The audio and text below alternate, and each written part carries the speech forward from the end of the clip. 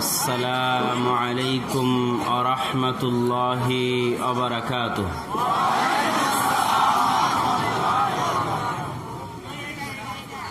আলহামদুলিল্লাহি ওয়াহদাহু ওয়াসসালাতু ওয়াসসালামু আলা মান লা নাবিয়্যা বা'দাহু।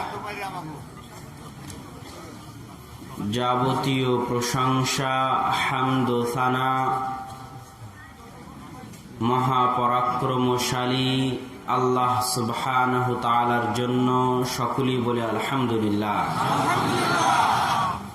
দরুদ ও সালাম বর্ষিত হোক পৃথিবীর সর্বশেষ ও সর্বশ্রেষ্ঠ রাসূল আহমদ মুহাম্মদ মুস্তাফা সাল্লাল্লাহু আলাইহি ওয়াসাল্লামের প্রতি।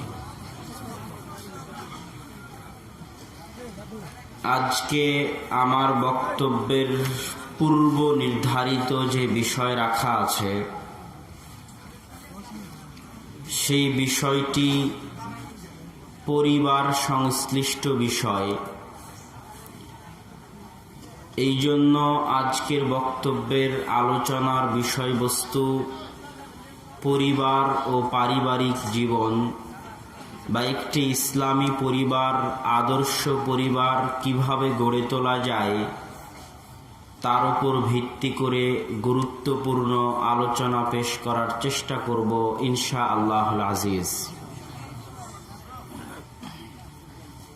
সর্বপ্রথম আপনাদেরকে বুঝতে হবে পরিবারের গুরুত্ব কি ইসলামে, কি জন্য আদর্শ পরিবারের এত প্রয়োজন, কি জন্য আদর্শ পরিবারের এত দাম। এটা বুঝতে হলে আগে আমাদেরকে বুঝতে হবে পরিবারের গুরুত্ব ও প্রয়োজনীয়তা।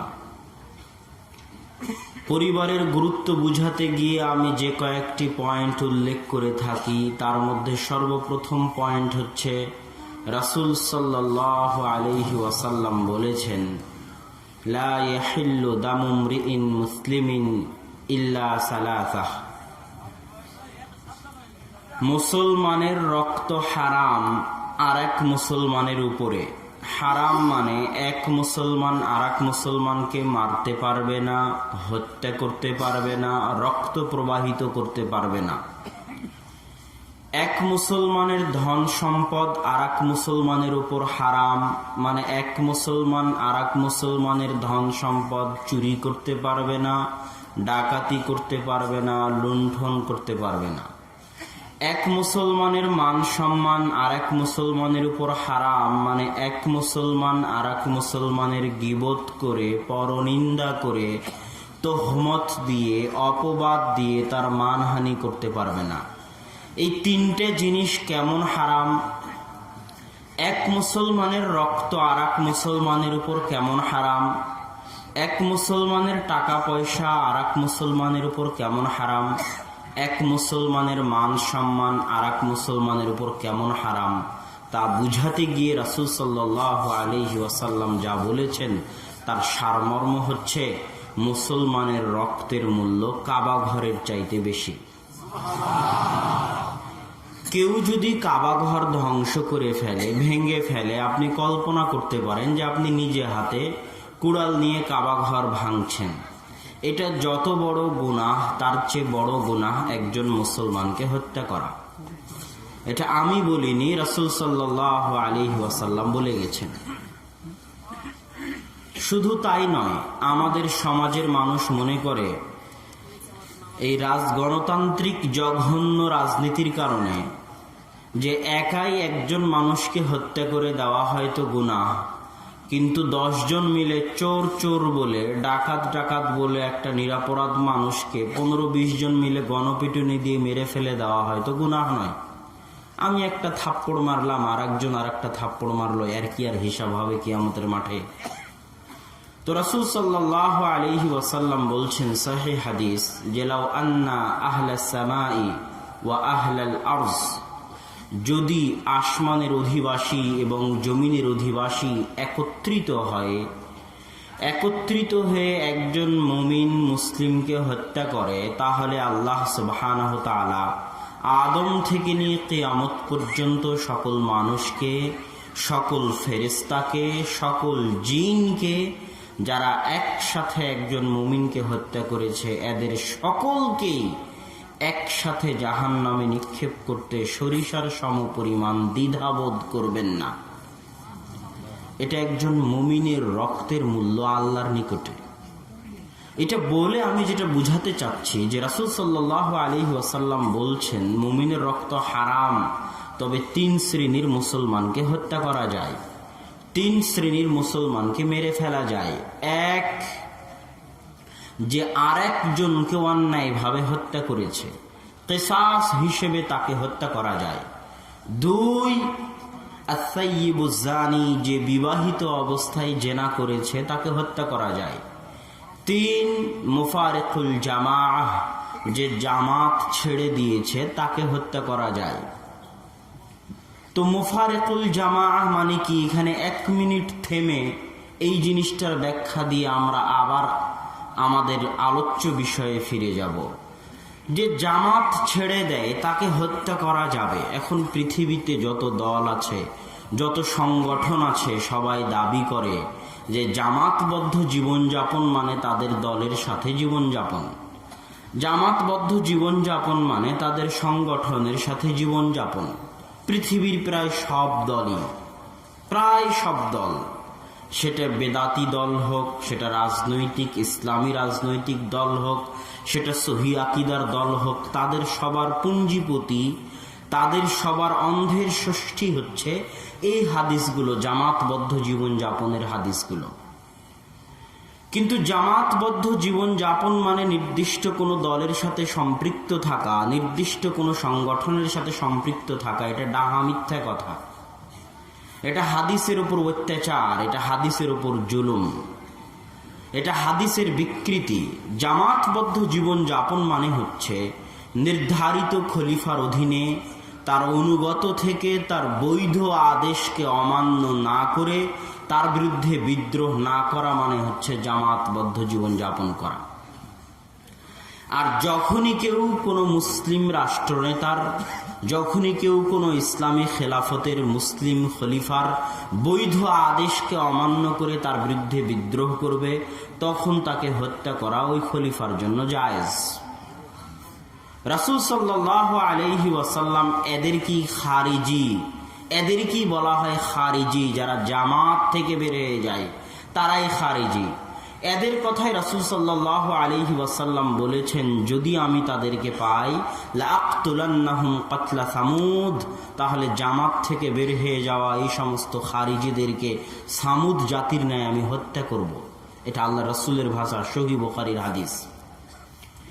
এটা বলে যেটা বুঝাতে চাচ্ছি যে জামাত থেকে বের হয়ে যাওয়া মানে কোনো দল সংগঠন থেকে বের হয়ে যাওয়া নয়। যদি কোনো দল সংগঠন জামাতবদ্ধ জীবনযাপনকে তাদের নিজের পৈতৃক সম্পত্তি মনে করে তাহলে ভুল হবে। এটা আমার চ্যালেঞ্জ থাকলো যে জামাতবদ্ধ জীবনযাপন মানে কোনো নির্দিষ্ট নির্ধারিত দলের সাথে সম্পর্ক রেখে জীবনযাপন করা নয়। এটা আমার চ্যালেঞ্জ থাকলো। জামাতবদ্ধ জীবনযাপন মানে নির্ধারিত খলিফার অধীনে থেকে, মুসলিম রাষ্ট্রের মুসলিম নেতার অধীনে থেকে তার বৈধ আদেশ মেনে চলা, তার বিরুদ্ধে বিদ্রোহ, অস্ত্র উত্তোলন না করা। জামাতবদ্ধ জীবনযাপনের আরো একটা অর্থ আছে, সেটা আলোচনার মধ্যে এমনি আসবে। এখন কথা হচ্ছে রাসূল সাল্লাল্লাহু আলাইহি ওয়াসাল্লাম বললেন 3 শ্রেণীর মানুষকে হত্যা করা যায়। এই 3 শ্রেণীর মানুষকে কিভাবে হত্যা করতে হবে তা আল্লাহ রাসূল বলেননি, তবে ফোকাহা উলামাগণ বলছেন যে এই 3 শ্রেণীর মানুষকে, যাদের ক্ষেত্রে ইসলামে হত্যার বিধান আছে, যাদের ক্ষেত্রে ইসলামে হত্যার বিধান আছে, তাদেরকে এমনভাবে হত্যা করা হবে যেন তাদের কষ্ট কম হয়। কুরবানির পশুকে যেমন ধারালো ছুরি দিয়ে জবেহ করা হয় যাতে পশুর কম কষ্ট হয়, ঠিক তেমনি যাদের হত্যার ফায়সালা আছে তাদেরকে এমনভাবে হত্যা করতে হবে যাতে কষ্ট কম হয়। এটা ফোকাহাগণ বলছেন, উলামাগণ বলছেন। কিন্তু যে বিবাহিত অবস্থায় জেনা করেছে তাকে কিভাবে হত্যা করতে হবে এটা রাসূল সাল্লাল্লাহু আলাইহি ওয়াসাল্লাম বলে গেছেন। শুধু বলে যাননি, বাস্তবে করে দেখিয়ে গেছেন। সেটা কি? যে বিবাহিত অবস্থায় জেনা করেছে তাকে এরকম হাজারো মানুষের সামনে খোলা মাঠে একত্রিত করে চারিদিক থেকে ইট পাটকেল ঢেল পাথর নিক্ষেপ করতে থাকা হবে। কোনো একটা ঢেল গিয়ে তার চোখে লাগবে, কোনো একটা পাথর গিয়ে তার দাঁতে লাগবে, কোনো একটা ইট গিয়ে তার মাথায় লাগবে, ঘেলু বেরিয়ে যাবে মগজের। সে বাপরে মারে করে চিৎকার করতে থাকবে। এত নিষ্ঠুর, এত নির্দয়ভাবে চারিদিক থেকে হাজারো মানুষ ইট পাথর ঢেলের বৃষ্টি দিয়ে তাকে হত্যা করবে। আর সে বাপরে মারে বলে চিৎকার করবে। তাকে অর্ধ বুক পর্যন্ত মাটিতে পুঁতে রাখা হবে। এত নির্দয়, এত নিষ্ঠুরভাবে হত্যা আল্লাহ রাসূল করে দেখিয়ে গেছেন। কেন? কেননা বিবাহিত অবস্থায় জেনা করলে পরিবার ধ্বংস হয়ে যায়। যদি কেউ আরেকজনকে অন্যায়ভাবে হত্যা করে তাহলে পরিবার ধ্বংস হয় না। কেউ যদি জামাত থেকে বেরিয়ে যায়, বিদ্রোহ করে খলিফার বিরুদ্ধে, তাহলে পরিবার ধ্বংস হয় না। কিন্তু বিবাহিত অবস্থায় জেনা করলে পরিবার নষ্ট হয়ে যায়। আল্লাহ সুবহানাহু ওয়া তাআলার নিকটে পরিবারের গুরুত্ব এত বেশি, এত বেশি, এত বেশি যে যে কোনো অপরাধ যা পরিবারের জন্য হুমকি স্বরূপ, আল্লাহ সুবহানাহু ওয়া তাআলা সেই অপরাধের কঠিন ও কঠোর শাস্তি নির্ধারণ করেছেন। কওমে লূত আলাইহিস সালাতু ওয়াস সালাম, লূত আলাইহিস সালাতু ওয়াস সালাম যে জাতির নিকটে প্রেরিত হয়েছিলেন, সেই জাতি এমন জঘন্য, ঘৃণ্য, ন্যাক্কারজনক যৌনাচারে লিপ্ত ছিল যা পারিবারিক প্রথার জন্য হুমকি, যা পারিবারিক প্রথাকে চিরদিনের জন্য বন্ধ করে দিতে পারে, যা পারিবারিক প্রথার জন্য হুমকি। আল্লাহ তাদেরকে হেদায়েত করার জন্য লূত আলাইহিস সালাতু ওয়াস সালামকে পাঠালেন। যখন তার জাতি হেদায়েত হলো না, তখন আল্লাহ সুবহানাহু ওয়া তাআলা শহরটাকে উল্টিয়ে দিলেন। ফেরেশতা পাঠিয়ে এইভাবে শহরকে উল্টিয়ে দিলেন। এই শহরের উল্টা পিঠেই এখন জর্দানে আছে ডেড সি, মৃত সাগর, যে সাগরের পানি এত লবণাক্ত যে মানুষ সেখানে ডুবে না। কেন আল্লাহ সুবহানাহু ওয়া তাআলা তাদের এত ভয়াবহ শাস্তি দিল? কেননা তারা এমন যৌনাচারে লিপ্ত ছিল যা পারিবারিক প্রথাকে চিরদিনের জন্য বন্ধ করে দিতে পারে। ইসলামে পরিবার এত গুরুত্বপূর্ণ, এত গুরুত্বপূর্ণ যে কেউ যদি পরিবার থেকে বিচ্ছিন্ন হতে চায়, আলাদা হতে চায়, কেউ যদি মনে করে তার স্ত্রীকে তালাক দিবে, তাহলে পরিবার এতটা ঠুনকো নয়, এতটা হালকা নয় যে এক বৈঠকে রাগের মাথায় তালাক তালাক তালাক বলে 3 তালাক দিয়ে 1 সেকেন্ডে পরিবারকে ভেঙে দিবে। পরিবার এতটা ঠুনকো নয়। যদি সে পরিবার ভাঙতেই চায়, স্ত্রীকে তালাক দিতেই চায়, দিতে পারে, এই বিধান ইসলামে আছে, তাহলে তাকে কমসে কম অন্তত পক্ষে যে কোনো মূল্যে 3 মাস সময় নিতে হবে। 1 মাসে ঋতু থেকে পবিত্র হলে তাকে তালাক দিবে, তারপর ভাবতে থাকবে আবার তালাক দিবে কিনা। কতদিন ভাববে সেটা তার ব্যাপার। যদি ভাবে তালাক দিবেই, তাহলে 2য় মাস অপেক্ষা করতে হবে। ঋতু থেকে যখন পবিত্র হবে তখন তাকে তালাক দিবে 2য় মাস চিন্তা ভাবনা করে। তারপর আবার যদি ভাবে যে না তালাক দিতেই হবে, চিন্তা ভাবনা করতে থাকবে। চিন্তা ভাবনা করার পর যখন সিদ্ধান্ত নিবে যে না তালাক দিতেই হবে, তখন 3য় মাসে ঋতু থেকে পবিত্র হলে এই মাসে চিন্তা ভাবনা করে 3য় তালাক দিবে। এইভাবে 3 মাস সময় দিয়েছে ইসলাম এটা চিন্তা ভাবনা করার জন্য যে পরিবার ভাঙবে না ভাঙবে না, পরিবার ভাঙবে না ভাঙবে না। কেননা পরিবার এতটা ঠুনকো নয়, এতটা হালকা নয় যে এক বৈঠকে রাগের মাথায় 3 তালাক দিয়ে পরিবার ভেঙে দেওয়া যাবে। এখানে আরো একটি কথা আমি বলে রাখি যে যখন মেয়েদেরকে তালাক দেওয়া হয় বা মেয়ের স্বামী মারা যায়, বিধবা হয়ে যায়, তখন পরের দিনেই ওই মেয়ে আর এক ছেলের সাথে বিবাহ বন্ধনে আবদ্ধ হতে পারবে না।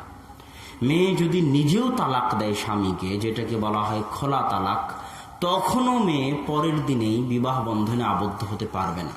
তাকে ইদ্যত পালন করতে হবে। এই ইদ্যত পালনের বিধান ইসলাম রেখেছে যেন তার পেটে পূর্ববর্তী স্বামী থেকে যদি কোনো সন্তান থাকে সেটা স্পষ্ট হওয়ার জন্য, যাতে পরের দিনেই বিবাহ করলে পেটে সন্তান আসলে সেই সন্তানের পিতার পরিচয় নিয়ে সন্দেহ তৈরি না হয়। কেননা পিতার পরিচয় হচ্ছে পরিবার টিকে থাকার বড় মাধ্যম। এই কথাগুলো বলে আমি এটাই বলতে চাই, 2টা বাক্যের সারমর্ম বলতে চাই। পরিবার যতদিন আছে, ইসলাম ততদিন আছে। আদর্শ পরিবার যতদিন আছে, ইসলাম ততদিন আছে। আদর্শ পরিবারও নাই, ইসলামও নাই। পরিবার যতদিন আছে পৃথিবী ততদিন আছে, পরিবার নাই পৃথিবীও নাই। ওই যে হাদিস যেটা আপনারা আব্বুর মুখে বহু শুনেছেন, যে গাধা যেমন গাধীর সাথে মিলিত হয়, কুকুর যেমন কুকুরনির সাথে মিলিত হয়, মানুষ তেমন প্রকাশ্যে জেনায় লিপ্ত হবে। আমি বলে থাকি এই সময়টা ইমাম মাহদি এবং ঈসা আলাইহিস সালাতু ওয়াস সালামের পরে, 7 বছরের ন্যায়পরায়ণ শাসনের পরে, যখন আল্লাহ সুবহানাহু ওয়া তাআলা মুমিন বান্দাদের উঠিয়ে নেবেন, দুনিয়াতে শুধু ফাসিক ফাজের বেঁচে থাকবে, তখন মানুষ এতটা নিচে নেমে যাবে যে তারা এইভাবে যৌনাচারে লিপ্ত হবে এবং পরিবার প্রথা নষ্ট হয়ে যাবে। আর যখন পরিবার প্রথা নষ্ট হয়ে যাবে, তখন আল্লাহ পৃথিবীকেও বাকি রাখবেন না, কিয়ামত ঘটিয়ে দিবেন। এখনো সেই দৃশ্য আছে, কিন্তু ব্যাপক নয়, সারা দেশে সর্বক্ষেত্রে, পৃথিবীর সব জায়গায় নয়। এই জন্য এখনো পৃথিবী টিকে আছে, এখনো আল্লাহ পৃথিবীকে ধ্বংস করেননি, কেননা পরিবার এখনো আছে। কিন্তু মাহদি এবং ঈসা আলাইহিস সালাতু ওয়াস সালাম চলে যাওয়ার পর, যখন এই রোগ ব্যাপক আকার ধারণ করবে সারা পৃথিবীতে, তখন আর পরিবার থাকবে না, তখন আল্লাহ দুনিয়াও রাখবেন না। আল্লাহ সুবহানাহু ওয়া তাআলা আদম আলাইহিস সালাতু ওয়াস সালাম থেকে নিয়ে আজ পর্যন্ত এই পৃথিবীকে আবাদ করে আসতেছেন কি দিয়ে? পরিবার দিয়ে। এই পৃথিবীকে আল্লাহ আবাদ করে আসতেছেন পরিবার দিয়ে। এই জন্য পারিবারিক বন্ধন হচ্ছে সবচেয়ে মজবুত, সবচেয়ে শক্তিশালী ইসলাম টিকে থাকার, পৃথিবী টিকে থাকার। এই পরিবারের শুরুটা কোথায় থেকে হয়? যদি আমরা আদর্শ পরিবার গঠন করতে চাই, তাহলে এই পরিবারের শুরুটা হয় বিবাহ থেকে। এই বিবাহের বৈঠক যদি যুবক মনে করে তার বাপের পৈতৃক সম্পত্তি, তাহলে ভুল হবে।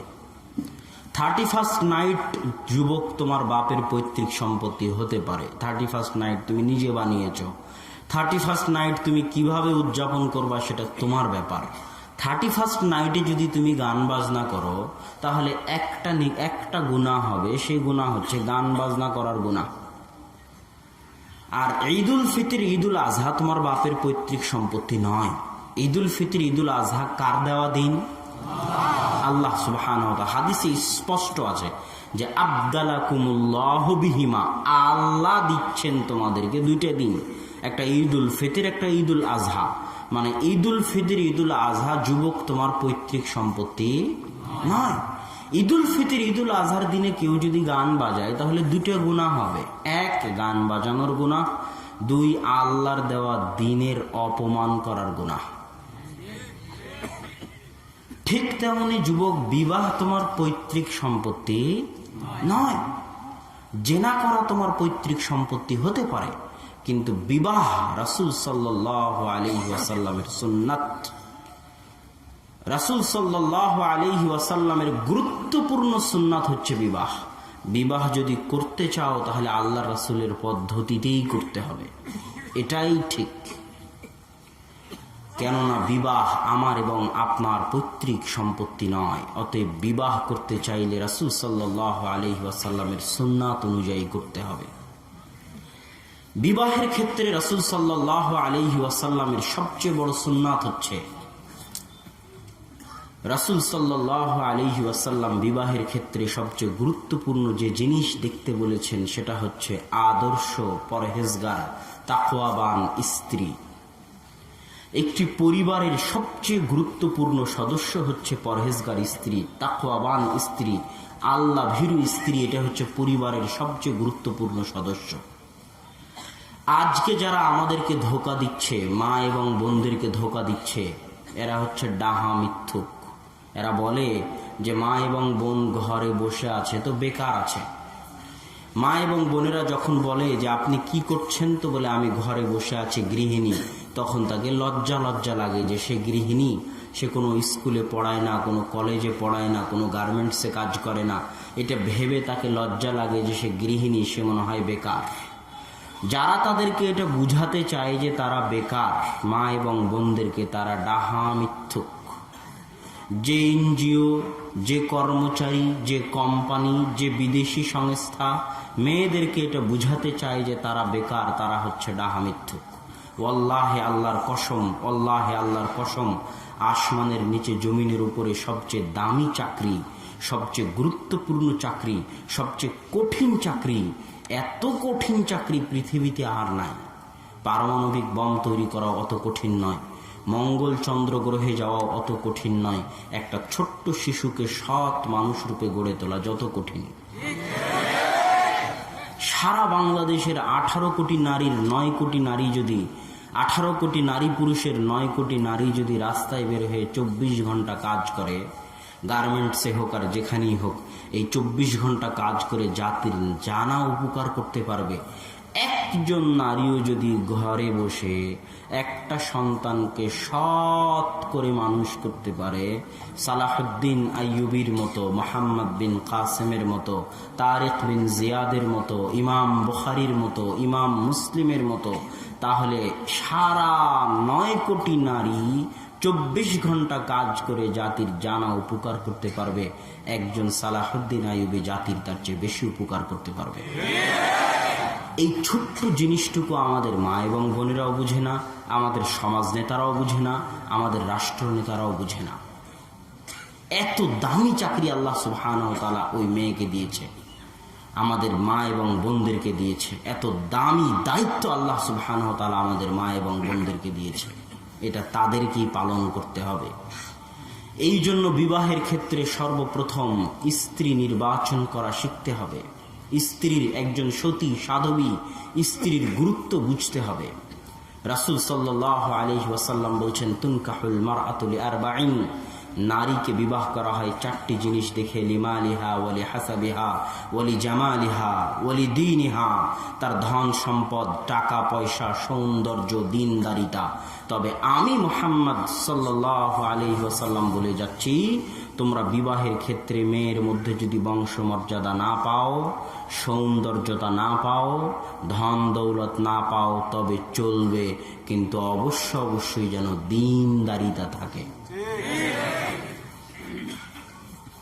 একজন দিনদার, তাকওয়াবান, পরহেজগার নারীর গুরুত্ব আল্লাহ সুবহানাহু ওয়া তাআলার নিকটে এত বেশি যে ইব্রাহিম আলাইহিস সালাতু ওয়াস সালাম যখন দুর্ভিক্ষের কারণে ফিলিস্তিন থেকে খাদ্য সংগ্রহের আশায় সারা আলাইহিস সালাতু ওয়াস সালামকে নিয়ে মিশরের উদ্দেশ্যে রওনা দিয়েছেন, তখন পথিমধ্যে একজন জালেম বাদশাহ রাস্তা আটকিয়ে তার স্ত্রীর সাথে খারাপ আচরণ করার জন্য যখন এগিয়ে গেল, তখন সারা আলাইহিস সালাতু ওয়াস সালাম সালাতে দাঁড়িয়ে গেলেন।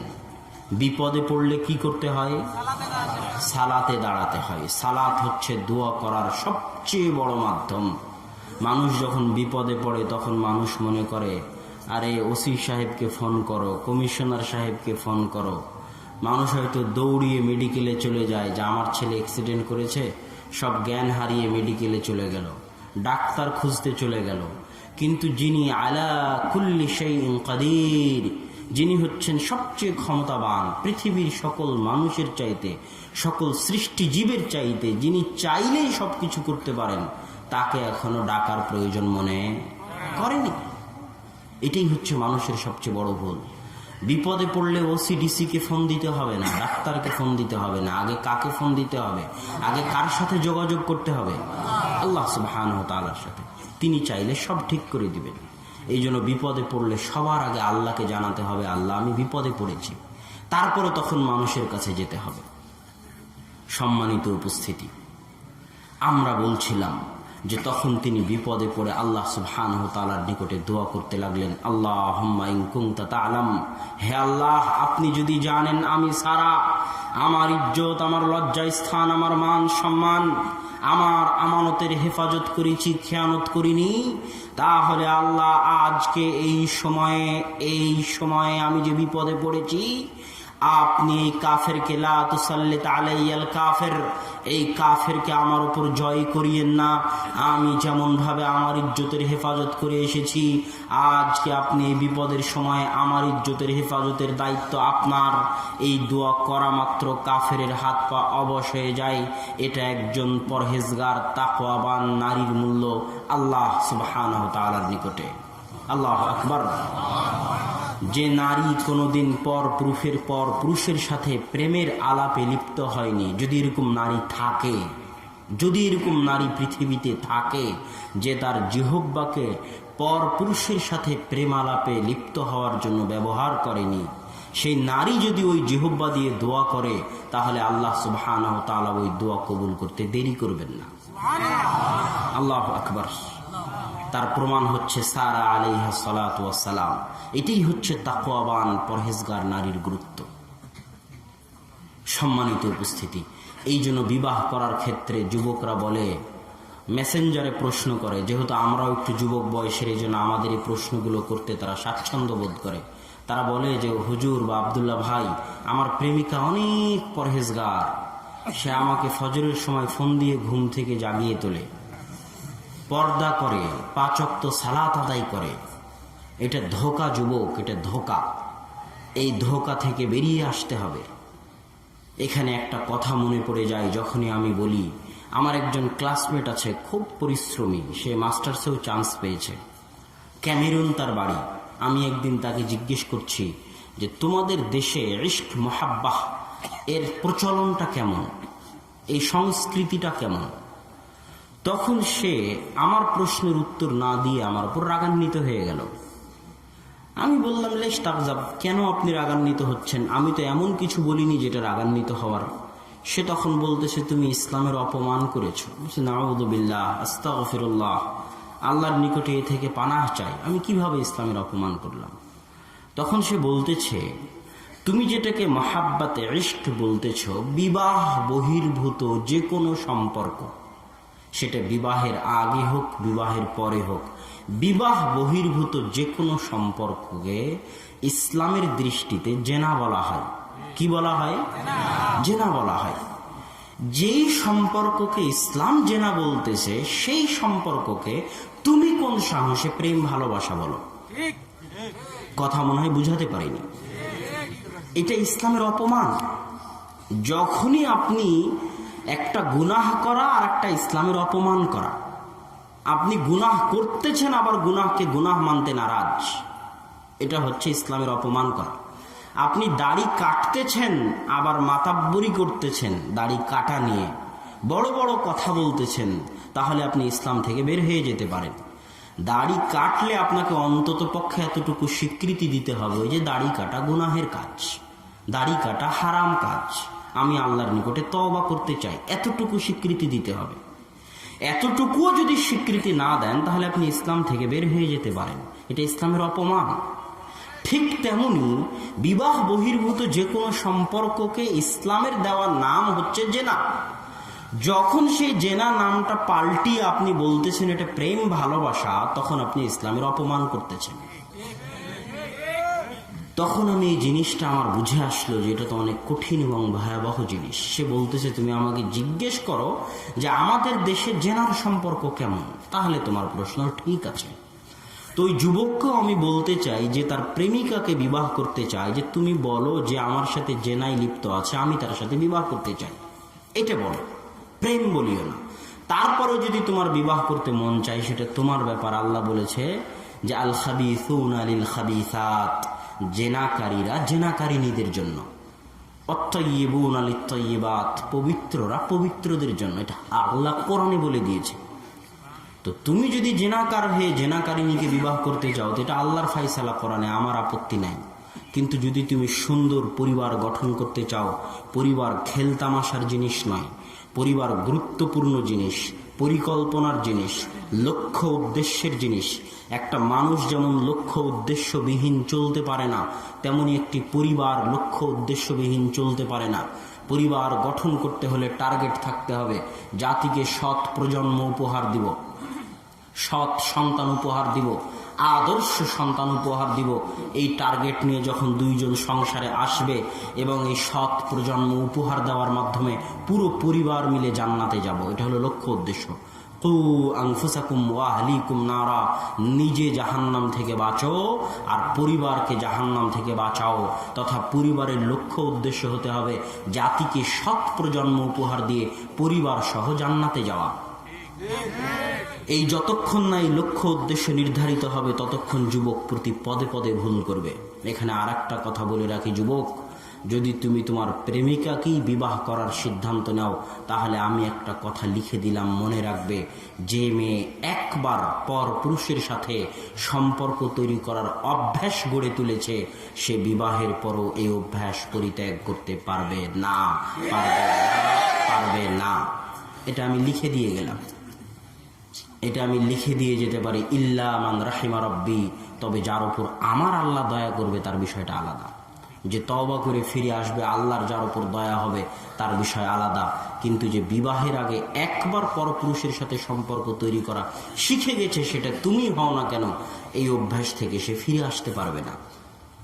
অতএব যতই প্রমিস করে থাকো, যতই ওয়াদা দিয়ে থাকো, যতই আল্লাহর কসম কেটে থাকো, ওই কসম ওই ওয়াদার দাম নাই। পারলে কাফফারা দিও, কিন্তু বিবাহ করার সময় পরহেজগার তাকওয়াবান নারী খুঁজেই বিবাহ করিও। আল্লাহ সুবহানাহু ওয়া তাআলা তোমার পরিবারে বরকত দান করুক, আমিন। সম্মানিত উপস্থিতি, এই পর্যায়ের দ্বিতীয় দুইটা গুরুত্বপূর্ণ আলোচনা করলাম বিবাহ নিয়ে। এক, বিবাহ করতে হবে তাকওয়াবান পরহেজগার নারীকে। দুই, বিবাহের অনুষ্ঠান হতে হবে যাবতীয় অপসংস্কৃতি, যাবতীয় বেহায়াপনা, বেলেল্লাপনা, কুসংস্কৃতি, যাবতীয় হিন্দুয়ানি অনুষ্ঠান থেকে মুক্ত। আমি যেহেতু এই ধরনের বিবাহে যাইনি, সেহেতু জানি না যে বাংলাদেশের বিবাহগুলোতে কত রকমের অনুষ্ঠান হয়। তবে এতটুকু জানি যে এগুলো সব অনুষ্ঠানই হিন্দি সিরিয়াল, হিন্দি মুভি আর হিন্দুয়ানি সংস্কৃতি থেকে আসা অনুষ্ঠান। ইসলামে বিবাহ এত সহজ, এত সহজ, এত সহজ, সালাত আদায় করা অনেক কঠিন। বিবাহ করা অত কঠিন নয়, সালাত আদায় করা যত কঠিন। সালাত আদায় করতে গেলে দেখা লাগে শরীর পবিত্র আছে কিনা। যদি পবিত্র না থাকে তাহলে গোসল করতে হয়। যদি ছোট অপবিত্রতা থাকে তাহলে উজু করতে হয়।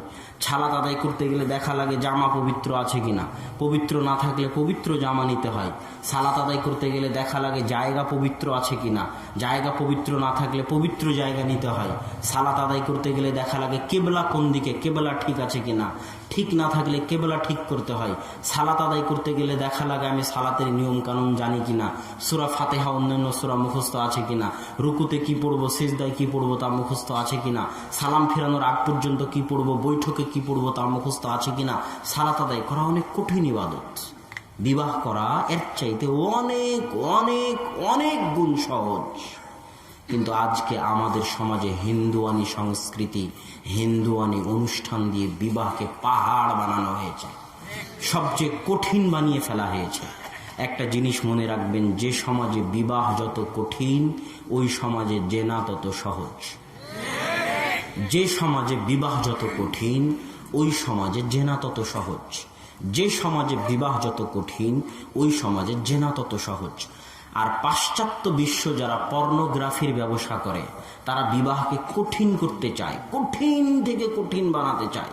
35 বছরে গিয়ে বিবাহ করো, 40 বছরে গিয়ে বিবাহ করো, আগে ক্যারিয়ার গঠন করো, অনেক কঠিন করতে চায়। কেননা বিবাহ যখন যত কঠিন হবে, পর্নোগ্রাফির ব্যবসা তত চলবে। আর যদি বিবাহ সহজ হয়ে যায়, তাহলে পর্নোগ্রাফির ব্যবসা বন্ধ হয়ে যাবে, ধস নামবে। এই জন্য যারা এগুলো ব্যবসার পৃষ্ঠপোষক, এই সমস্ত নায়ক, মুভি, সিনেমা, যত মুভি আছে, যত সিনেমা আছে, যত নাটক আছে, যত নাটিকা আছে, সব অবৈধ সম্পর্ককে ভিত্তি করে গড়ে ওঠা। তো যখন বিবাহ সহজ হয়ে যাবে, তখন এগুলোর ব্যবসা কমে যাবে। বিবাহ কঠিন, দেরিতে বিবাহ করতে, সেই জন্য এগুলোর ব্যবসা চলবে। এই জন্য বিবাহকে সহজ করতে হবে। রাসূল সাল্লাল্লাহু আলাইহি ওয়াসাল্লামের দরবারে এসে একজন মহিলা ডাইরেক্ট বলতেছে, আল্লাহ রাসূল, আমি আপনাকে বিবাহ করতে চাই। আল্লাহ রাসূল মুখটা ফিরিয়ে নিলেন। একজন মজলিসে বসেছিল, তুমি কি তাকে বিবাহ করতে চাও? হ্যাঁ, করতে চাই। কিছু আছে? কিছুই নাই। তো কোরআনের বিনিময়ে ওই বৈঠকে আল্লাহ রাসূল বিবাহ দিয়ে দিলেন। এত সহজ বিবাহ। আল্লাহ রাসূলের সাহাবী বিবাহ করেছে, আল্লাহ রাসূল জানেই না। তোমার গায়ে হলুদ কেন? তো আল্লাহ রাসূল বিবাহ করেছে। ও, রাসূল সাল্লাল্লাহু আলাইহি ওয়াসাল্লাম জানেনই না তার একজন সাহাবী বিবাহ করেছেন। বিবাহ ছিল এত সহজ। আজকে আমাদের মুসলিম সমাজে হিন্দুয়ানি প্রথা ঢুকতে ঢুকতে ঢুকতে ঢুকতে এত নিচে নেমে গেছে সমাজ, যে মুসলমান সমাজের মহিলা মনে করে মুসলমান সমাজের নারী মনে করে যে আমার যদি স্বামী মারা যায় তাহলে এটা আমার জন্য সম্মানের, এটা আমার জন্য মর্যাদার, এটা আমার জন্য মান সম্মানের যে আমি আমার প্রথম স্বামীর, যে স্বামী মারা গেছে, সেই স্বামীর ছেলে মেয়েদের নিয়ে বাকি জীবন কাটিয়ে দিব। এটা কিন্তু আমাদের সমাজে মানুষ কি মনে করে? ভালো মনে করে, সম্মানের মনে করে। অথচ এটা কোথায় থেকে এসেছে? কোথায় থেকে এসেছে? হিন্দু সংস্কৃতি থেকে এসেছে। হিন্দুদের ওখানে বিধবা বিবাহ নাজায়েজ। রাজা রামমোহন, ঈশ্বরচন্দ্র বিদ্যাসাগর, তাদেরকে লড়াই করতে হয়েছে বিধবা বিবাহ চালু করার জন্য। স্বয়ং রাসূল সাল্লাল্লাহু আলাইহি ওয়াসাল্লাম খাদিজা রাদিয়াল্লাহু তাআলা আনহাকে বিবাহ করেছেন, তিনি বিধবা। রাসূল সাল্লাল্লাহু আলাইহি ওয়াসাল্লাম উম্মে সালামা রাদিয়াল্লাহু তাআলা আনহাকে বিবাহ করেছেন, তিনি বিধবা। আর আমাদের সমাজে যদি কোনো বিধবার বিবাহ হয় তাহলে মানুষ রিরি রিরি করে ওঠে, ঘৃণার দৃষ্টিতে দেখে। এটা হিন্দুয়ানি সংস্কৃতি। বিবাহকে সহজ করতে হবে, বিবাহকে কঠিন করা যাবে না। প্রথম, দ্বিতীয়, তৃতীয়, চতুর্থ বিবাহের ক্ষেত্রেও বাংলাদেশ, ভারত, পাকিস্তানের সমাজে বিরূপ চিন্তাধারা, বিরূপ সংস্কৃতি বিরাজ করে। অথচ আল্লাহ সুবহানাহু ওয়া তাআলা যখন কোরআনে আলোচনা শুরু করেছেন, ফানকিহু মা তাবা লাকুম মিনান নিসাই মাসনা, কোরআনে যখন আল্লাহ বিবাহের আলোচনা শুরু করেছেন সূরা নিসাতে, তখন দুইটা দিয়ে শুরু করেছেন যে তোমরা বিবাহ করো দুইজন নারীকে, দুইটা দিয়ে শুরু করেছেন। 2, 3, 4 সব শেষে বলেছেন যদি না পারো ইনসাফ করতে তাহলে একটা বিবাহ করো। যে সমাজে বিবাহ যত কঠিন ওই সমাজে জেনা তত সহজ। এই জন্য সমাজে বিবাহকে সহজ করে দিতে হবে। কেউ যদি পার্কে গিয়ে জেনা করে, কেউ যদি পার্কে গিয়ে অপরাধ করে, গুনাহে লিপ্ত হয়, সেটা সমাজের কাছে কিছু নয়। আবার ওই মেয়েকে যদি বিবাহ দেয় তাহলে সরকার চলে আসবে বাল্য বিবাহ ঠেকাও বলে। তাহলে বাল্য বিবাহ যদি ঠেকানো লাগে, বাল্য প্রেম ঠেকাবে কে? বাল্য জেনা ঠেকাবে কে? সরকার শুধু বাল্য বিবাহ ঠেকাতে চায়, বাল্য প্রেম তো ঠেকাতে চায় না, বাল্য জেনা তো ঠেকাতে চায় না। যদি বাল্য জেনা চলতে পারে, বাল্য প্রেম চলতে পারে, তো বাল্য বিবাহ তার চেয়ে বেশি চলতে পারে। সম্মানিত উপস্থিতি, এই জন্য সমাজে বিবাহকে সহজ করতে হবে। বিবাহের অত অনুষ্ঠান, অত টাকা পয়সা খরচ, এত অপসংস্কৃতির প্রয়োজন নাই।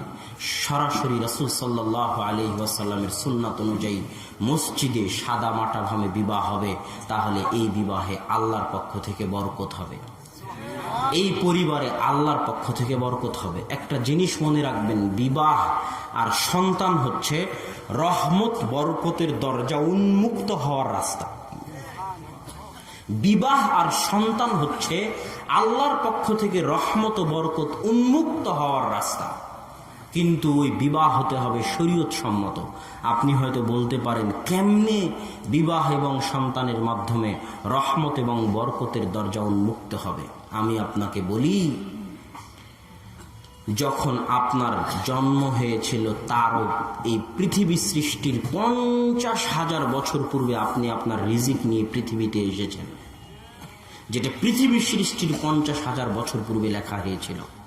ওই রিজিক আল্লাহ আপনাকে দিবেই। মা মিন দাব্বাতিন ফিল আরদি, জমিনে এমন কোন পশু পাখি প্রাণী জীব জন্তু পাখালি মশা মাকড় পোকা মাকড় যা কিছু পৃথিবীতে বিচরণ করে সকলের রিজিকের জিম্মেদারি আল্লাহর উপরে। যখন কুল্লামা দাখালা জাকারিয়া, যখনই জাকারিয়া মারিয়ামের নিকটে মেহরাবে প্রবেশ করে, ওয়াজাদা ইনদাহা রিজকা, মারিয়ামের নিকটে অসময়ের ফল, অসময়ের আম, অসময়ের লিচু, তখন তিনি বলেন, আন্না লাকি মারিয়াম, মারিয়াম এগুলো তুমি কোথায় থেকে পাও, কোথায় থেকে আসে? মারিয়াম উত্তরে বলে, মিন ইনদিল্লাহ, আল্লাহর নিকট থেকে আসে। ইন্নাল্লাহা ইয়ারযুকু মান ইয়াশা বিগাইরি হিসাব, আল্লাহ যাকে চান তাকে বেহিসাব রিজিক দিতে পারেন। যে ব্যক্তি আল্লাহকে ভয় করবে, আল্লাহর উপর ভরসা করবে, ইয়ারযুকুহু মিন হাইসু লা ইয়াহতাসিব, তাকে আল্লাহ এমন জায়গা থেকে রিজিক দিবেন, এমন জায়গা থেকে রিজিক দিবেন যেখান থেকে সে কল্পনাও করতে পারে না। মানুষ তো তাও কল্পনা করতে পারে অমুকের কাছে 5,000 টাকা ধার আছে, ফেরত পাবো, দোকানে এত টাকা লাভ হতে পারে, সেটা পাবো, মাস শেষে এত টাকা বেতন পাবো, এটা মানুষের কল্পনা। আল্লাহ বলছেন কেউ যদি আল্লাহকে ভয় করে, আল্লাহর উপর ভরসা করে, তো তাকে আল্লাহ কোথায় থেকে রিজিক দিবে তা সে কল্পনাও করতে পারে না। তো রিজিকের দায়িত্ব আল্লাহর উপরে। এখন কথা হচ্ছে, আপনি যখন একাই আছেন তখন আপনার রিজিকটা আল্লাহ আপনাকে পৌঁছাবে। কিভাবে পৌঁছাবে? আপনি যদি কাজ করেন, ঘর থেকে বের হন, তো আপনি আপনার রিজিক পেয়ে যাবেন, এটা আল্লাহর দায়িত্ব, আল্লাহ পৌঁছাবে। কিন্তু যখন আপনি আর একজনকে বিবাহ করে আপনার ঘরে নিয়ে আসতেছেন, তখন ওই স্ত্রীর কপালেও তো রিজিক লেখা আছে, না নাই? সেও তো একটা রিজিক নিয়ে পৃথিবীতে এসেছে। তো তার কপালে যে রিজিক আছে, ওই রিজিকটা আল্লাহ আপনার হাত দিয়ে দিবে। আল্লাহু আকবার। যখন আপনার সন্তান হবে, ওই সন্তানও তো একটা রিজিক নিয়ে পৃথিবীতে আসতেছে। ওই সন্তানের রিজিকে যদি পাকা বাড়ি, 100 তলা বিল্ডিং, পোলাও কোরমা, মাছ গোস্ত, ওই সন্তানের রিজিকে যদি টাকা পয়সা, ধন দৌলত, জমি জায়গা থাকে, তো ওই সন্তান যেহেতু আপনার খায়, আপনার পরে, তো ওই জিনিসগুলো আল্লাহ আপনার হাত দিয়ে দিবে। খুব কম সময়ে মানুষের রিজিক তার একার তাকদিরে বাড়ে, খুব কম সময়।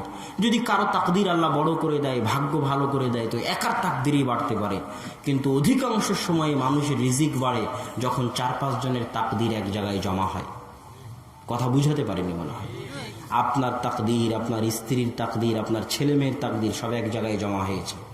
তাদের তাকদিরে যা যা কল্যাণ আছে, আপনি যেহেতু তাদের খাওয়ান, তাদের করান, তো সব আল্লাহ আপনার হাত দিয়ে দিবে।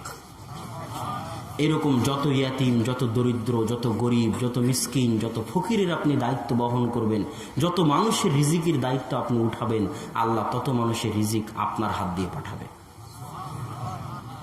এই জন্য বিবাহ এবং সন্তান হচ্ছে রুজি রুটি, রহমত বরকতের দরজা উন্মুক্ত হওয়ার রাস্তা। সম্মানিত উপস্থিতি, আল্লাহ সুবহানাহু ওয়া তাআলা আমাদেরকে সঠিক পদ্ধতি অনুযায়ী, সুন্নাতি পদ্ধতি অনুযায়ী বিবাহ করে আল্লাহর রহমত বরকত হাসিল করার তৌফিক দান করুক, আল্লাহুম্মা আমিন।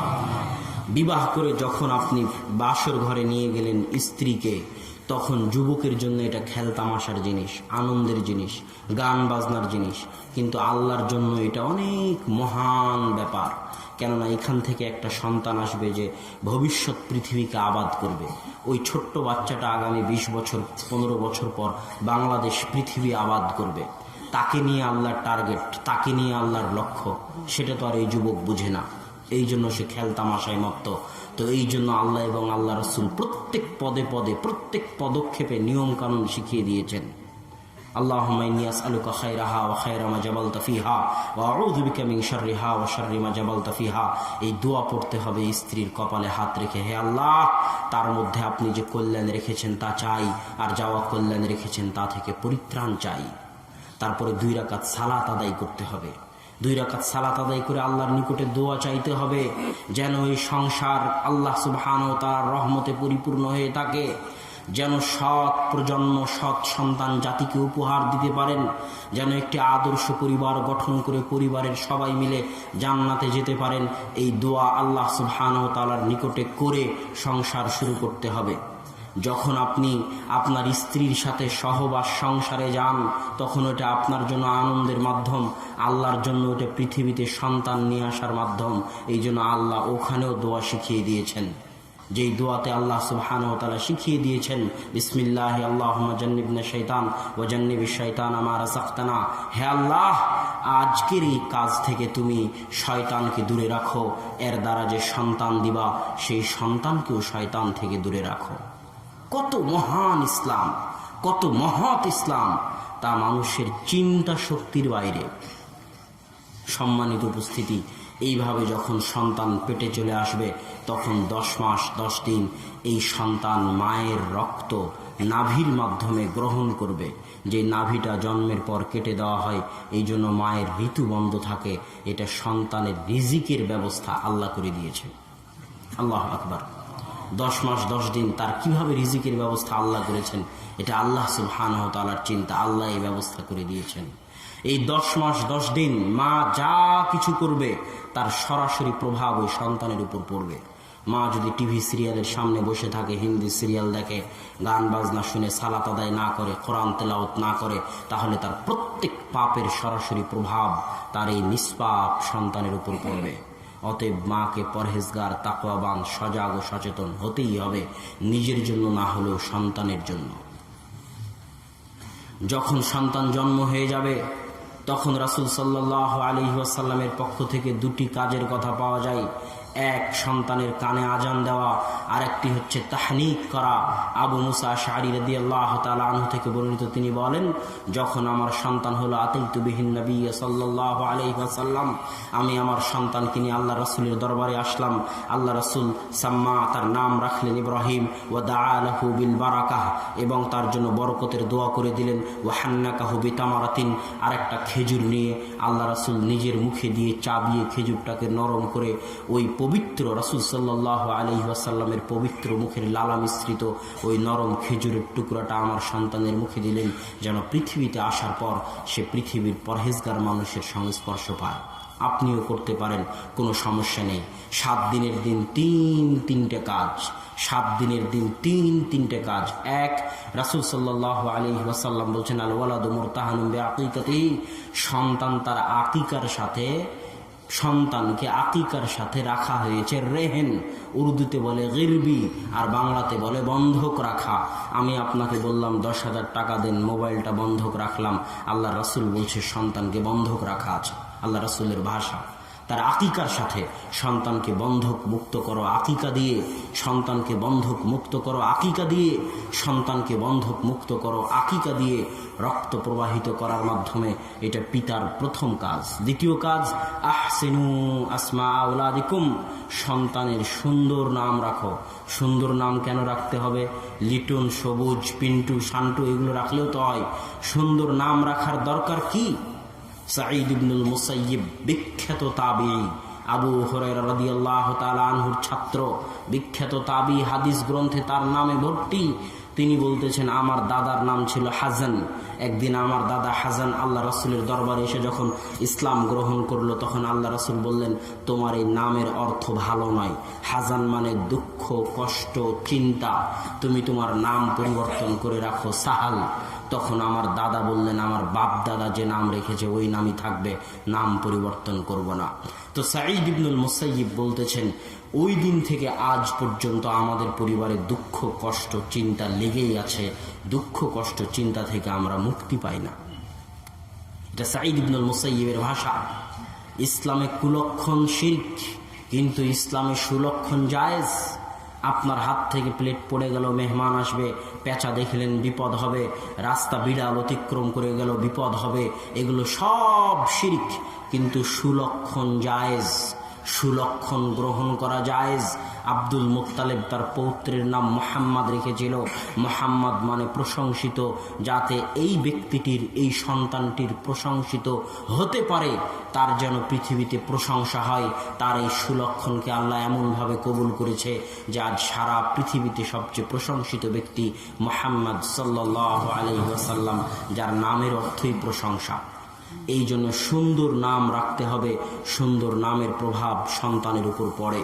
আপনি যখন সন্তানকে সুন্দর নাম দিয়ে ডাকবেন, সে যখন সেই নামের অর্থ বুঝতে পারবে, সেই নামের অর্থের সরাসরি প্রভাব ওই সন্তানের উপর পড়বে। তাই অবশ্যই যে কোনো মূল্যে সুন্দর নাম রাখতে হবে, সুন্দর নাম দিয়ে ডাকতে হবে। তৃতীয় কাজ, রাসূল সাল্লাল্লাহু আলাইহি ওয়াসাল্লাম বলতেছেন, ওয়াহলিকি শা'রা রাসি, তুমি তোমার ছোট বাচ্চার এই 7 দিনে মাথায় যা চুল গজিয়েছে, সেই চুল ব্লেড দিয়ে চেঁচে ওই চুলকে ওজন করে যত গ্রাম হয় তার সমপরিমাণ স্বর্ণ বা রৌপ্য আল্লাহর রাস্তায় দান করে দাও। দান করলে বিপদ দূর হয়। দান করলে কি দূর হয়? বিপদ দূর হয়। দলিল, রাসূল সাল্লাল্লাহু আলাইহি ওয়াসাল্লাম বলছেন, আল্লাহ প্রত্যেক দিন 2 জন ফেরেশতা পাঠায়। একজন ফেরেশতা বলে যে, আল্লাহ আজকে যে যত দান করলো তার তত পূরণ করে দাও। ওয়া আতি মুমসিকান তালাফা, আর যে যতটুকু দান করেনি তার ততটুকু ধ্বংস করে দাও। আল্লাহু আকবার, আজীব হাদিস। ফেরেশতা দোয়া করে, যে যতটুকু দান করেনি তার ততটুকু কি করে দাও? ধ্বংস করে দাও। রাসূল সাল্লাল্লাহু আলাইহি ওয়াসাল্লাম বলতেছে, মানত করা, মানুষ বিপদে পড়লে মানত করে না? মহা বিপদে পড়ে গেছে, আল্লাহ এই বিপদ থেকে যদি উদ্ধার করে এত টাকা মাদ্রাসায় দান করব, করে না? করে না। আল্লাহ রাসূল বলতেছে, মানতের মাধ্যমে আল্লাহ কৃপণের টাকা বের করে নেয়। এটা পৃথিবী পরিচালনায় আল্লাহর নীতি। এই পৃথিবী পরিচালনার ক্ষেত্রে আল্লাহর কিছু নীতি আছে, যা ইতিহাস দেখলে বোঝা যায় যে আল্লাহ এই পৃথিবী কিভাবে পরিচালনা করে। তো পৃথিবী পরিচালনায় আল্লাহর নীতি হচ্ছে, যখন কেউ দান করে না তখন আল্লাহ সিস্টেমে তার টাকাটা বের করে নেয়। অ্যাক্সিডেন্ট, বিপদ আপদ, কেস, কোর্ট কাচারি, ঝামেলা, যা কিছু আছে সিস্টেমে আল্লাহ টাকাটা বের করেই নেবে। আর যদি দান করেন তাহলে ওই বিপদ আপদগুলো আর আসবে না, যে বিপদ আপদগুলো আসার মাধ্যমে আপনার টাকা আল্লাহ বের করে নিত। এই জন্য দান করার অভ্যাস গড়ে তুলতে হবে। দান অনেক বড় জিনিস। যে কোনো বিপদে পড়েন না কেন, যে কোনো, আমাদের জীবনে বিপদ আপদ আসে না? আসে না? যে কোনো বিপদে পড়েন না কেন, ওই বিপদ থেকে উদ্ধার হওয়ার দুটো রাস্তা মুখস্থ করে নেবেন। যে বিপদে পড়েন পৃথিবীতে, ওই বিপদ থেকে যদি সাথে সাথে উদ্ধার পেতে চান তাহলে দুটো কাজ করতে হবে। এক, বিপদে পড়ার সাথে সাথেই ওযু করে সালাতে দাঁড়িয়ে আল্লাহর নিকটে দোয়া করতে হবে। সাথে সাথেই সবার আগে বিপদে পড়েছেন এটা কাকে জানাতে হবে? আল্লাহকে। সালাত শেষ হয়ে গেলে হাতে পকেটে যা টাকা আছে, মানি ব্যাগে যা টাকা আছে, বাড়িতে যা টাকা আছে, টাকাগুলো নিয়ে এসে ফকির, মিসকিন, গরিব, মসজিদ মাদ্রাসায় দান করে দিবেন। ইনশাআল্লাহ এই সালাতের মাধ্যমে, এই দানের মাধ্যমে আপনার বিপদ দূর হয়ে যাবে ইনশাআল্লাহ। তো সম্মানিত উপস্থিতি, এই জন্য তৃতীয় গুরুত্বপূর্ণ কাজ হচ্ছে সন্তানের মাথার চুল সমপরিমাণ ওজন করে সেটা আল্লাহ সুবহানাহু ওয়া তাআলার রাস্তায় দান করে দিতে হবে। এবার যখন 7 দিনের দিন কাজ শেষ হয়ে গেল, এবার 2.5 বছর বয়স পর্যন্ত আল্লাহ সন্তানের রিজিকের ব্যবস্থা করেছে মায়ের বুকের দুধে। পৃথিবীতে শিশু বাচ্চার জন্য, দুগ্ধপোষ্য বাচ্চার জন্য কোনো ওষুধ, কোনো বিজ্ঞানী, কোনো ডাক্তার এত বেশি অ্যান্টিবায়োটিক সম্পন্ন ওষুধ তৈরি করতে পারেনি যে অ্যান্টিবায়োটিক আল্লাহ সুবহানাহু ওয়া তাআলা মায়ের বুকের দুধে রেখে দিয়েছেন। এটা বিজ্ঞান কর্তৃক প্রমাণিত। এই 2.5 বছর মা যা কিছু করবে সন্তান নিজের অজান্তে তাই শিখবে। আমরা আজকে যে বাংলা বলা শিখেছি এটা মায়ের কাছ থেকে শুনে শুনে, দেখে দেখেই। তখন সন্তান থাকে অনুকরণ প্রিয়, মানুষ জন্মগতভাবে অনুকরণ প্রিয়, মানুষ দেখে দেখে শিখে, আশেপাশে যা কিছু ঘটে তা থেকে শিখে। এই 2.5 বছর মা যা কিছু করবে, বিসমিল্লাহ বলে একদিনও দুধ পান করায় না, মানে বাচ্চার সাথে শয়তানও দুধ পান করে। মা সালাত আদায় করে না, বাচ্চা কানলে গান বাজানোর মাধ্যমে বাচ্চার কান্না থামায়, আছে না নাই? তো যে বাচ্চার গান বাজানোর মাধ্যমে কান্না থামানো হয়েছে, ওই বাচ্চা যদি ভবিষ্যতে লুচ্চা না হয় তো কে হবে? ওই বাচ্চা যদি ইফটিজার না হয় তো কে হবে? অতএব 2.5 থেকে 3 বছর মাকে সজাগ ও সচেতন থাকতে হবে, এটা তার দায়িত্ব। আর আজকে সবচেয়ে কঠিন যে জিনিসটা দাঁড়িয়েছে পরিবারের জন্য, পরিবারের আলোচনার এটা সবচেয়ে গুরুত্বপূর্ণ অধ্যায়। আজকে পরিবারের জন্য সবচেয়ে হুমকি হয়ে দাঁড়িয়েছে, পিতা টাকার চিন্তায় চলে গেছে বিদেশে। পিতা টাকা আয় করতে কোথায় চলে গেছে? বিদেশে। আর মা টাকা আয় করতে চলে গেছে গার্মেন্টসে। সন্তান আছে চাকরানির হাতে। তাহলে যে সন্তান চাকরানির কোলে মানুষ হয় সে চাকরানির মতোই হবে, সে চাকরের মতোই হবে। পিতা সামান্য টাকা পয়সাকে মনে করতেছে উন্নতি, সামান্য টাকা পয়সাকে দেশও মনে করতেছে, সামান্য টাকা পয়সা রেমিটেন্স আসতেছে দেশ মনে করতেছে দেশ উন্নত, পদ্মা সেতু তৈরি হচ্ছে দেশ মনে করতেছে দেশ উন্নত, গার্মেন্ট শিল্প থেকে টাকা আসতেছে দেশ মনে করতেছে দেশ উন্নত। আরে পাগল, যারা পারমাণবিক বম বানাতে পারে তারা তোমার গার্মেন্টসের একটা প্যান্ট শার্ট বানাতে পারে না? হ্যাঁ, যে আমেরিকা, যে ইউরোপ পারমাণবিক বম বানাতে পারে ওরা একটা প্যান্ট শার্ট বানাতে পারে না যে বাংলাদেশ থেকে বানিয়ে নিতে হবে? আর বাংলাদেশের পাগলেরা মনে করছে দর্জি হয়ে উন্নত হয়ে গেছে। উন্নতি বলে জ্ঞান গবেষণায় উন্নতি, শিক্ষায় উন্নতি। পদ্মা সেতু এটা অবকাঠামোগত উন্নয়ন, কোনোদিন উন্নয়ন নয়। বিল্ডিং, রাস্তাঘাট, সেতু এগুলো অবকাঠামো। অবকাঠামোগত উন্নয়ন কোনোদিন উন্নয়ন নয়। তুমি যাও পদ্মা সেতুতে, সব ইঞ্জিনিয়ার কোরিয়ান, চায়না, আর মাথায় ইট পাথর পাটকেল নিয়ে যে যা কাজ করতেছে ওই লেবারটা বাংলাদেশে। এটা উন্নতি নয়। শিক্ষায়, জ্ঞানে, গুণে যখন তুমি উন্নত তখন তুমি উন্নত। তোমার শিক্ষারই তো 12টা বেজে আছে। হরতালের নামে, মিছিলের নামে, রাজনীতির নামে বিশ্ববিদ্যালয়গুলোতে, লাইব্রেরিতে পড়ার লোক পাওয়া যায় না। মদের আড্ডা, নেশার আড্ডা, মাদকতা, বিপিএলের জুয়া আর অবৈধ রাজনীতিতে বিশ্ববিদ্যালয়গুলো ভর্তি। এগুলোকে কে বিশ্ববিদ্যালয় বলে? এগুলো তো মূর্খদের বিদ্যালয়। এখানে মূর্খরা লালিত পালিত হয়, যাদের সারাদিনে শিক্ষা পড়াশোনা নিয়ে কোনো কাজ নেই। সারাদিন সন্ত্রাসী, মাদক, জুয়া। এরা জাতির জন্য বোঝা। এরা জাতির জন্য কি বোঝা। এদেরকে এভাবে ধরে তুলে ডাস্টবিনে ফেলে দিতে হবে। যারা যত যেখানে মদ পান করতেছে, জুয়া খেলতেছে, রাজনীতি করতেছে, বিশ্ববিদ্যালয়ে হরতাল করতেছে, মিছিল করতেছে, এরা সব আল্লাহর কসম তুলে ডাস্টবিনে ফেলে দেওয়ার যোগ্য। এরা জাতির জন্য বোঝা। এরা জাতির কোনো উপকার করতে পারবে না। অতএব এই যে মা পিতা মনে করতেছে সামান্য 2টা টাকা বিদেশে গিয়ে পাবে সেটা উন্নতি, ওই ছেলে কেমনে মানুষ হবে যে ছেলে পিতার সংস্পর্শ পায় না? আপনি বলবেন আব্দুল্লাহ ভাই, তাহলে এতিম ছেলেদের কি হবে? হ্যাঁ, এতিম ছেলেদের ক্ষেত্রেও মান রাহিমা রাব্বি, আল্লাহ যার উপর দয়া করে ভাগাড় থেকে তুলে নিয়ে এসেও তাকে মানুষ করতে পারে। কিন্তু অধিকাংশ ক্ষেত্রে সন্তান ভালো হওয়ার প্রথম শর্ত পিতার উপস্থিতি। পিতার সাথে যদি সন্তান থাকে, 3 বেলা খায়, পিতার সাথে চলে, তাহলে ওই সন্তানের ভালো হওয়ার সম্ভাবনা 90%। পিতা যদি ভালো হয়। আর পিতা বিদেশে বসে, সৌদি আরবে বসে, মক্কার কাবা ঘরে বসে যতই তাওয়াফ করুক, যতই তাহাজ্জুদের সালাত আদায় করুক, সে যদি পরিবারের সাথে না থাকে, তার ছেলে মেয়ে যদি বাংলাদেশে এইভাবে থাকে, তাহলে ওই পরিবার আদর্শ পরিবার করে গড়ে তোলা অনেক কঠিন। ঠিক মাও যদি মনে করে টাকা ইনকামের জন্য ইসলামী ব্যাংক, মেডিকেল কলেজ, হাসপাতাল, নওদাপাড়া একজন ডাক্তার নিয়ে সকাল 8টায় আসে, 5টায় ফিরে যায়, তো তার সন্তানকে চাকরানির কাছে রেখে আসে, এটা পরিবার নয়। তার সবচেয়ে বড় দায়িত্ব হচ্ছে ওই সন্তানকে লালন পালন করা। অতএব এই জায়গায় গিয়ে সবচেয়ে বড় হুমকি হয়ে দাঁড়িয়েছে যে পিতাও টাকার নেশায়, মাও টাকার নেশায়। আরে আপনারা মরা পর্যন্ত ইনকাম করে যা টাকা উপার্জন করবেন, সেটা দিয়ে যতটা না উন্নতি হবে, একটা সন্তানকে যদি পান্তা ভাত খেয়েও আদর্শ করে গড়ে তুলতে পারেন, এটা তার চেয়ে বড় উন্নতি। এই জিনিসটা পিতামাতা বুঝে না, এই জিনিসটা জাতিও বুঝে না। এটাকে বলা হয় বস্তুবাদী। যারা বই পুস্তক পড়েন, লেখালেখি পড়েন, পেপার পত্রিকা পড়েন, তারা দেখবেন বর্তমান পৃথিবী হচ্ছে বস্তুবাদী পৃথিবী। বস্তুবাদী পৃথিবী মানে কি জানেন? বস্তুবাদী পৃথিবী মানে হচ্ছে যে পৃথিবী বস্তুর পিছনে ছুটে। বস্তু মানে যা বাহ্যিকভাবে দেখা যায়, এটা বস্তু, এটা বস্তু, এটা বস্তু, টাকা পয়সা বস্তু, এটা বাহ্যিকভাবে দেখা যায়। জ্ঞান কি আর বাহ্যিকভাবে দেখা যায়?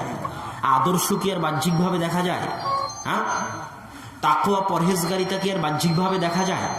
বাহ্যিকভাবে দেখা যায়, আরে তার তো 10 তলা বাড়ি হয়ে গেল, তার তো 100 বিঘা জমি হয়ে গেল, তাহলে আদর্শ দিয়েই কি করবি আর তাকওয়া পরহেজগারিতা দিয়ে কি করবি? সব বেচে আগে 10 তলা বাড়ি বাড়া। এটা হলো বস্তুবাদী পৃথিবী। আজকের দুনিয়ার মানুষ বস্তুবাদী, আর বস্তুবাদীদের থাকার জায়গা জাহান্নাম। ইসলামে বস্তুর কোনো মূল্য নাই। ইসলামে যেটা দেখা যায় না সেটারই মূল্য বেশি, ওই তাকওয়া পরহেজগারিতার মূল্য বেশি, ওই আদর্শের মূল্যই বেশি। আর যতই বস্তুবাদী হন না কেন, যত বস্তুবাদী হবেন শান্তি তত দূরে চলে যাবে। যত বস্তুবাদী হবেন শান্তি তত দূরে চলে যাবে। যত বস্তুবাদী হবেন শান্তি তত দূরে চলে যাবে। 100 তলা সাদ্দাদের জান্নাত বানিয়ে এসি দিয়ে আর উন্নত মানের বিল্ডিং, টাইলস সম্পন্ন, কিন্তু রাত্রেবেলা ঘুম হবে না এসি চললেও। কথা মনে হয় বুঝাতে পারিনি, কেননা শান্তি চলে গেছে। যত বস্তুবাদী হবেন তত শান্তি চলে যাবে। আর যত বস্তুকে অবমূল্যায়ন করবেন, এগুলো বস্তুর কোনো মূল্য নাই।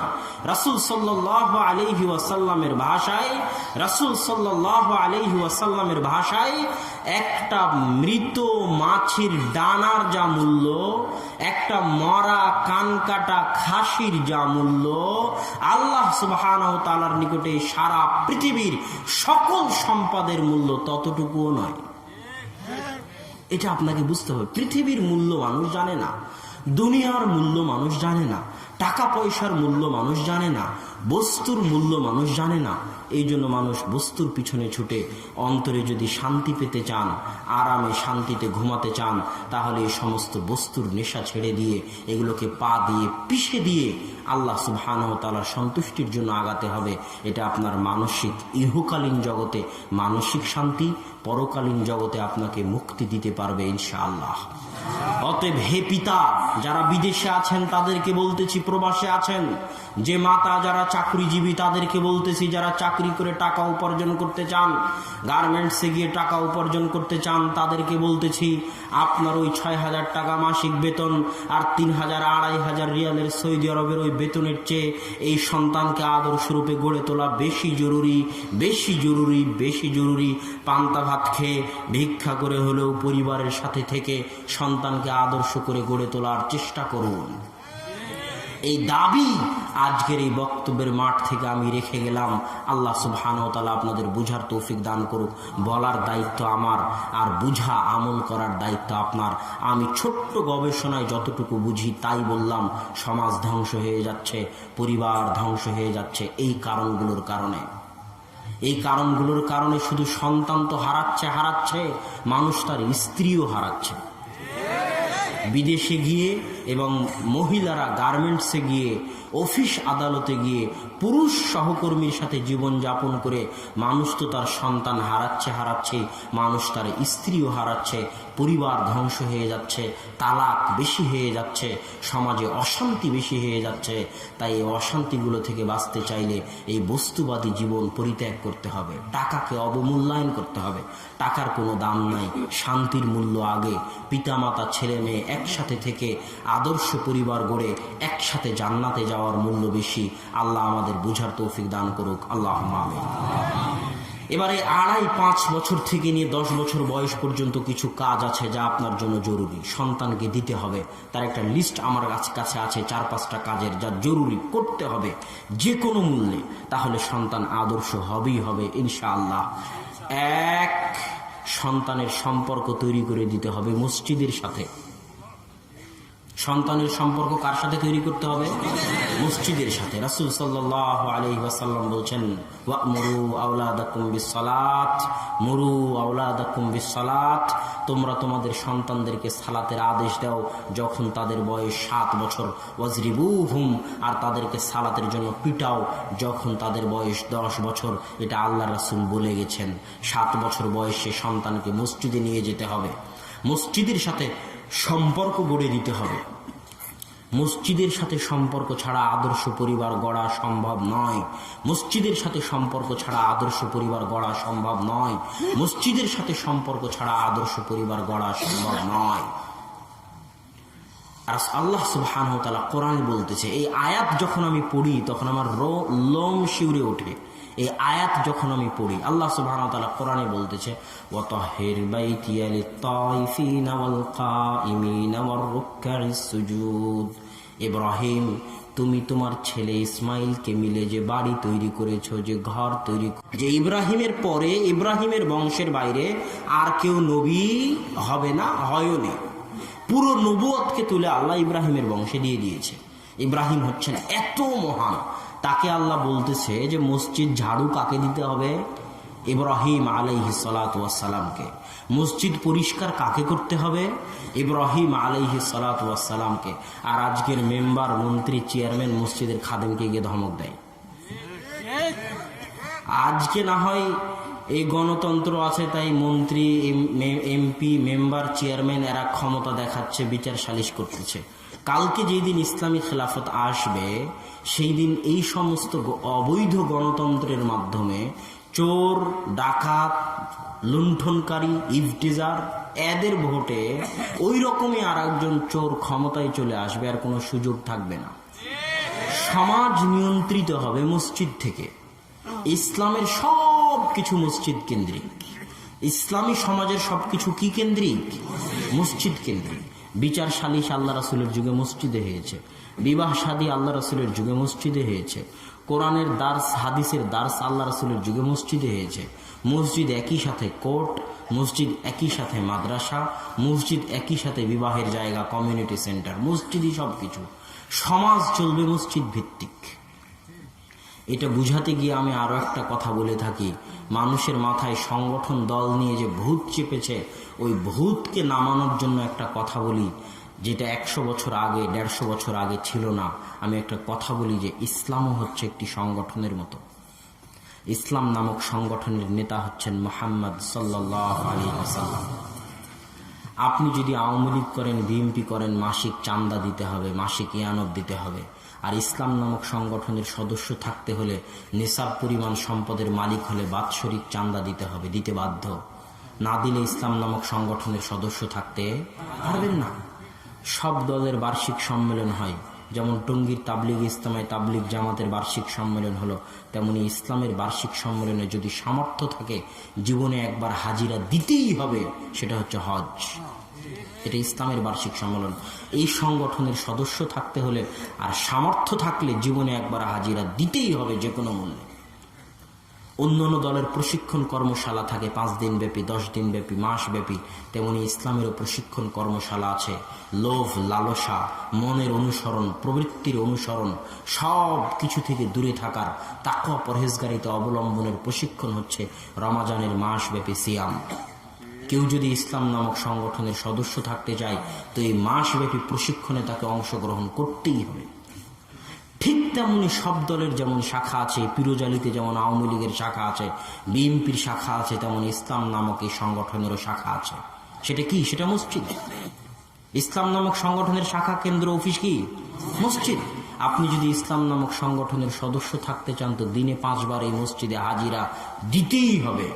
যদি 5 বার মসজিদে আপনি হাজিরা না দেন, তাহলে ইসলাম নামক সংগঠনের কর্মী, সদস্য থেকে আপনি কেটে যাবেন। এটাই জামাতবদ্ধ জীবনযাপন। মসজিদের সাথে জামাতে সালাত আদায়ের মাধ্যমে মসজিদের সাথে সম্পৃক্ত থাকা হচ্ছে জামাতবদ্ধ জীবনযাপন। যে 5 ওয়াক্ত সালাতে মসজিদে আসে না, সরকার চাইলে তাকে হত্যা করতে পারে, কোনো সমস্যা নেই। এটাই হচ্ছে জামাতবদ্ধ জীবনযাপন। যে 5 ওয়াক্ত সালাতের সাথে মসজিদে নাই, সে যতই দল করুক, যতই সংগঠন করুক, সে জামাতবদ্ধ জীবনযাপনের মধ্যে নাই। সম্মানিত উপস্থিতি, এই জন্য আদর্শ পরিবার গড়তে হলে মসজিদের সাথে সম্পর্ক রাখতে হবে। আরো একটা কথা এখানে বলি, মারিয়াম আলাইহিস সালাতু ওয়াস সালামকে চিনেন? নাম শুনেছেন? যার পবিত্রতার বর্ণনা তার সন্তান তার কোলে দিয়েছে। যখন আল্লাহ তাকে বলল সমাজে যাও, তো মারিয়াম বলতেছে, আল্লাহ কি বলবো মানুষকে? আল্লাহ বলতেছে, তুমি মুখ বন্ধ রাখবে, তারপরে আমি দেখবো ইনশাআল্লাহ। মারিয়াম যখন সমাজে আসলো, তখন মানুষ বলতেছে, ইয়া মারিয়াম মা কানা আবুকি ইমরাআ সাউইন, হে মারিয়াম, তোমার পিতা তো ব্যভিচারী ছিল না। ওমা কানাত উম্মুকি, তোমার মা তো বাগিয়া, ব্যভিচারিণী ছিল না। তুমি কি নিয়ে এসেছো? তোমার কোলে এটা কি? আশারাত ইলাই, তখন মারিয়াম ওই বাচ্চার দিকে ইঙ্গিত করে বলতেছে, আমি জানি না, তাকে জিজ্ঞেস করো। তখন ওই কাফেরেরা বলতেছে, কাইফা নুকাল্লিমু মান কানা ফিল মাহদি সাবিয়্যা, তার সাথে কিভাবে কথা বলবো যে কোলে আছে? কোলের বাচ্চার সাথে কি কথা বলা যায়? এটা কি হাসি মজাকের বস্তু হলো?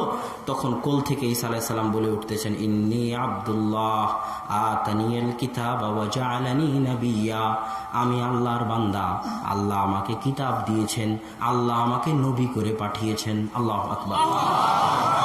এই মারিয়াম আলাইহা সালাতু ওয়াস সালাম, তার কাজ কি ছিল? বাইতুল মাকদিস ঝাড়ু দেওয়া। আল্লাহু আকবার। তার কাজ কি ছিল? বাইতুল মাকদিস ঝাড়ু দেওয়া। পৃথিবীতে দুইটা আদর্শ পরিবারের বর্ণনা দিলাম, একটা ইব্রাহিমের পরিবার আর একটা মারিয়ামের পরিবার। এই 2 পরিবারেরই কাজ ছিল মসজিদ ঝাড়ু দেওয়া। অতএব আদর্শ পরিবার গড়তে হলে পরিবারের সম্পর্ক থাকতে হবে মসজিদের সাথে। মসজিদকে নিজের বাড়ির মতো মনে করতে হবে। মসজিদের লাইট, ফ্যান, চাদর সবকিছু ঠিক আছে কিনা, পরিষ্কার আছে কিনা, নতুন কিনা লাগবে কিনা, ঝাড়ু দেওয়া লাগবে কিনা, মসজিদকে নিজের বাড়ির মতো যেই দিন মূল্যায়ন করতে পারবেন। ওই যে রাসূল সাল্লাল্লাহু আলাইহি ওয়াসাল্লাম আর এক হাদিসে বলেছে যে সাবাআতু ইউযিল্লুহুমুল্লাহু ইয়াওমা লা যিল্লা ইল্লা যিল্লুহ, 7 শ্রেণীর মানুষকে কঠিন কিয়ামতের মাঠে আরশের নিচে ছায়া দেওয়া হবে, যেই দিন আরশের ছায়া ব্যতীত, আল্লাহর ছায়া ব্যতীত কোনো ছায়া থাকবে না। সেই 7 শ্রেণীর মধ্যে একজন হচ্ছে যার অন্তরটা মসজিদের সাথে সম্পৃক্ত। তার মানে এটি যে 5 ওয়াক্ত সালাতে মসজিদে যায়, মসজিদকে নিজের বাড়ির মতো মনে করে, মসজিদ সাফ করে, ঝাড়ু দেয়, মসজিদের যত্ন নেয়, তাকে আল্লাহ সুবহানাহু ওয়া তাআলা কিয়ামতের মাঠে ছায়া দিবেন, যেই দিন কোনো ছায়া থাকবে না। অতএব আদর্শ পরিবার গড়তে হলে যে কোনো মূল্যে পিতা মাতা, সন্তান, বাপ বেটা সবার সম্পর্ক থাকতে হবে মসজিদের সাথে। একসাথে ছেলেকে নিয়ে মসজিদে যেতে হবে, মসজিদের খেদমত করতে হবে, মসজিদের কাজ করতে হবে। আদর্শ পরিবার হবেই হবে, হবেই হবে, হবেই হবে, ইনশাআল্লাহ হবে। 2 নম্বর কাজ হচ্ছে, যখন আপনার সন্তান 10 বছর বয়সে বাড়ি থেকে বের হবে, 8 বছর বয়সে বাড়ি থেকে বের হবে, তখন বাড়ির বাইরে এত ফিতনা, বাড়ির মধ্যেও ফিতনা যদি আপনি রেখে থাকেন তাহলে আছে, সেটা হচ্ছে বাড়ির টিভি, সেটা হচ্ছে বাড়ির অ্যান্ড্রয়েড ফোন, তাহলে বাড়ির বাইরে যাওয়া লাগবে না, ভিতরেই ফিতনা আছে। যদি সন্তানকে মনে করেন 5 বছর বয়সে ইউটিউব চালাতে পারে আর গর্ব করে বলেন যে আমার ছেলে ইউটিউবে সার্চ দিতে পারে, গুগলে সার্চ দিতে পারে, তাহলে আপনার সন্তানের ধ্বংস হওয়ার জন্য আপনিই দায়ী, আর কাউকে লাগবে না। 18-20 বছর বয়সের আগে সন্তানকে টিভি আর মোবাইলের সামনে বা তার হাতে দেওয়াই যাবে না, নিষিদ্ধ, হারাম। সকল সমাজবিদের একই মন্তব্য, ফেসবুকের প্রতিষ্ঠাতা জুকারবার্গ পর্যন্ত একই মন্তব্য করেছে, 18-20 বছর বয়সের আগে এগুলো দেওয়া যাবে না। তো যখন আপনার সন্তান পৃথিবীর ফিতনার সাথে সম্পর্ক তৈরি হবে, তখন সে দেখবে পৃথিবীর মানুষ কাদেরকে মর্যাদা দেয়, পৃথিবীর মানুষ কাদেরকে সম্মান দেয়, পৃথিবীর মানুষ কাদেরকে মডেল হিসেবে মনে করে। তখন দেখবে পৃথিবীর মানুষ ক্রিকেটারকে সম্মান দেয়। একজন শিক্ষাবিদের চাইতেও একটা ক্রিকেটারের একটা ছক্কার দাম বেশি। তাহলে এই জাতি যদি জাহেল না হয়, মূর্খ না হয়, এই জাতি যদি ধ্বংস না হয়, যে জাতি একজন বিশ্ববিদ্যালয়ের ভিসির চাইতে একটা ক্রিকেটারের ছক্কার দাম বেশি দেয়, ওই জাতির ধ্বংস হওয়ার জন্য আর কি লাগবে? আর কোনো কিছুর প্রয়োজন নাই, ওই জাতি ধ্বংস হয়ে গেছে, শেষ। আরে যুবক, তুমি কখন এত পাগল হয়ে গেলে? তুমি যে বিপিএল নিয়ে মত্ত আছো, তুমি যে জুয়া নিয়ে মত্ত আছো, যে মদ নিয়ে মত্ত আছো, যে ক্রিকেট বিশ্বকাপ, যে ফুটবল বিশ্বকাপ নিয়ে মত্ত আছো, আল্লাহর কসম, আল্লাহর দোহাই লাগে, তুমি একবার ইহুদিদের কান্ট্রি ইসরায়েলে গিয়ে দেখো তো, কয়দিন ওদের দেশে বিপিএল হয়, কয়দিন ওদের দেশে ক্রিকেট বিশ্বকাপের আয়োজন হয় আর ফুটবল বিশ্বকাপের আয়োজন হয়। এটা ইহুদিদের প্ল্যান, যে মুসলমানদেরকে ব্যস্ত রাখো খেল তামাশা, মদ, জুয়া, নগ্নতায়, আর ইহুদির সন্তানেরা জ্ঞানী গুণী, গবেষক, টাকা পয়সা, অর্থনীতি, ধন দৌলত, পারমাণবিক বোমের মালিক। আর তুমি হচ্ছে বিপিএল এর জুয়া, ছক্কার দাম আর ওই ফোরের দাম, আর সেটা কে কখন ছক্কা মারবে, কে কখন আউট হবে, তার উপর টাকা লাগানো, তার উপর জুয়া করা, এগুলো নিয়ে ব্যস্ত। সম্মানিত উপস্থিতি, অতএব আমি যেটা বলছিলাম, যে সন্তান যখন বাড়ি থেকে বের হবে তখন দেখবে দুনিয়া মূল্য দেয় ক্রিকেটারকে, সন্তান যখন বাড়ি থেকে বের হবে তখন দেখবে দুনিয়া মূল্য দেয় নায়ককে। সিনেমার নায়করা সব অ্যাডের মালিক, শহর ছেয়ে আছে সিনেমার নায়কের ছবিতে, শহর ছেয়ে আছে, অ্যাড ছেয়ে আছে ক্রিকেটার আর সিনেমার নায়কের ছবিতে। তো আপনার সন্তান ফিতনায় পড়বেই পড়বে, তাকে ফিতনা থেকে বাঁচানোর জন্য বাড়ির মধ্যে থাকতেই তার সামনে আদর্শ দিতে হবে, তার সামনে মডেল দিতে হবে, তার সামনে নায়ক পেশ করতে হবে, হিরো পেশ করতে হবে। তাকে এই সমস্ত ফিতনার সাথে সম্পৃক্ত হওয়ার আগেই ওই আগডুম বাগডুম, হাট্টিমা টিমটিম, আমপাতা, জোড়া জোড়া, টম অ্যান্ড জেরি, এগুলো আলতু ফালতু নাটক নাটিকা আর এগুলো আলতু ফালতু বই পুস্তক থেকে দূরে রেখে পৃথিবীর সর্বশ্রেষ্ঠ মানুষ আল্লাহর প্রেরিত নবীদের জীবন কাহিনীর সাথে পরিচিত করে তুলতে হবে।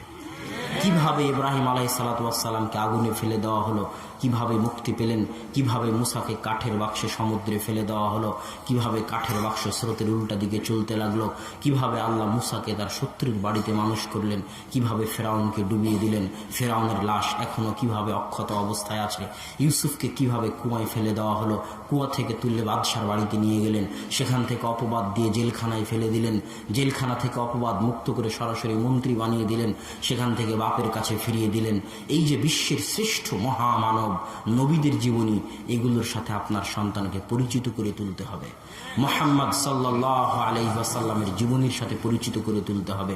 ইমাম বুখারী, আহমদ বিন হাম্বল, ইবনে তাইমিয়া, ইবনুল কাইয়িম, নাসিরউদ্দিন আলবানী, তাদের জীবনীর সাথে পরিচিত করে তুলতে হবে, যাতে ঘর থেকে বের হওয়ার আগে, ফিতনার সাথে পরিচিত হওয়ার আগে তার সামনে অনুসরণীয়, সম্মান দেওয়ার মতো, মর্যাদা দেওয়ার মতো পৃথিবীর শ্রেষ্ঠ মহামানবদের চরিত্র যেন তার সামনে মডেল হয়ে থাকে।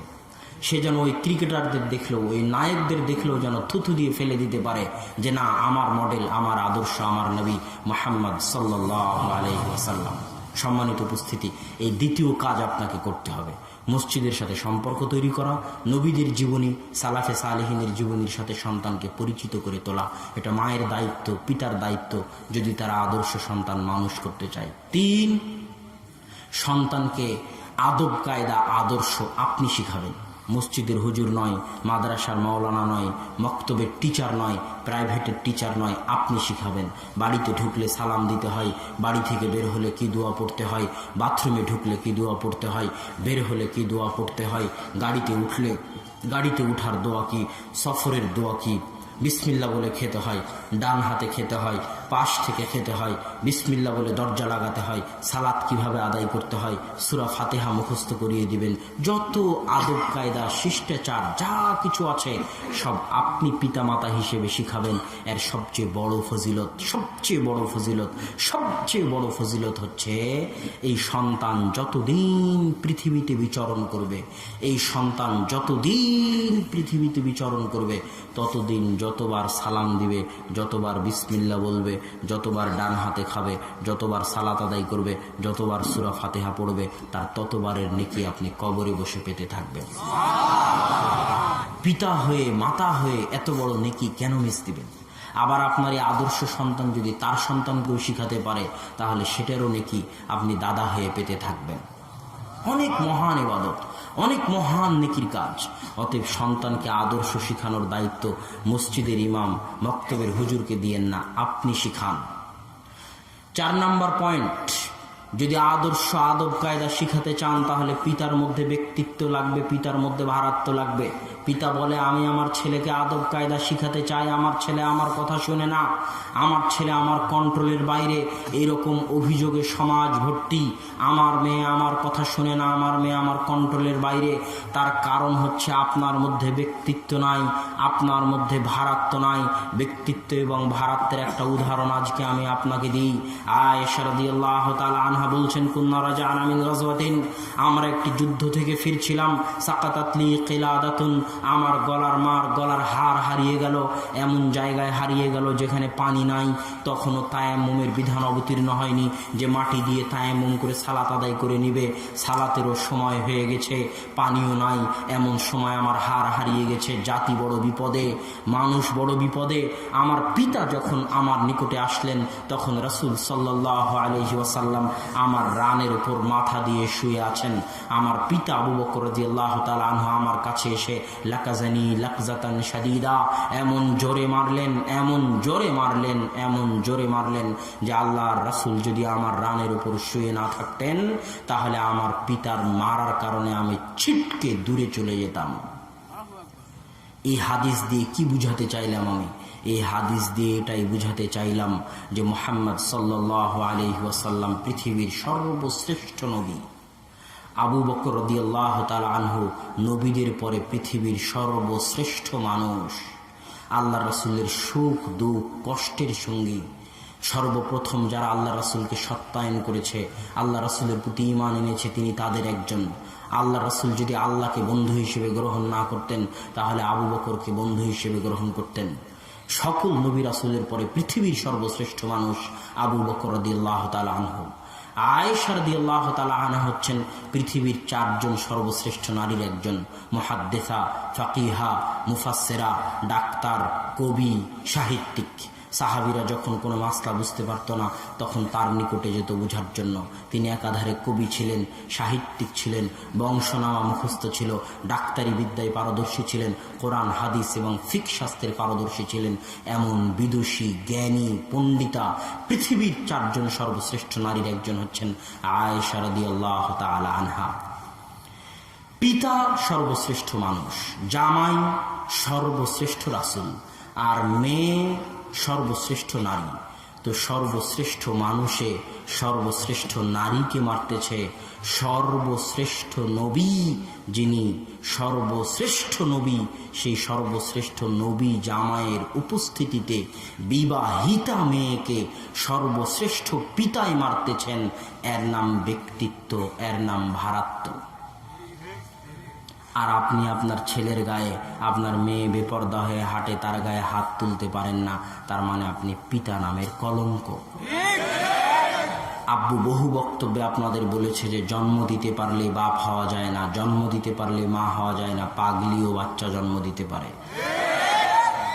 অতএব যদি সন্তান পরিবার কন্ট্রোল করার মতো ব্যক্তিত্ব ভারাত্ম আপনার না থাকে, তাহলে আপনার মতো পিতার ডুবে মরা উচিত। আপনার ভিতরে আগে ব্যক্তিত্ব আনতে হবে, ভারাত্ম আনতে হবে, যাতে আপনি সন্তানকে কন্ট্রোল করতে পারেন। বাড়িতে ঢুকলে সারা বাড়ি থরথর করে কাঁপবে, এর নাম পিতা। বাড়িতে ঢুকলে সারা বাড়ি থরথর করে কাঁপবে ভয়ে, এর নাম পিতা। এমন পিতা হওয়ার চেষ্টা করতে হবে, তাহলে সন্তানকে আদর্শ আদব কায়দা শিখিয়ে শান্তি পাবেন।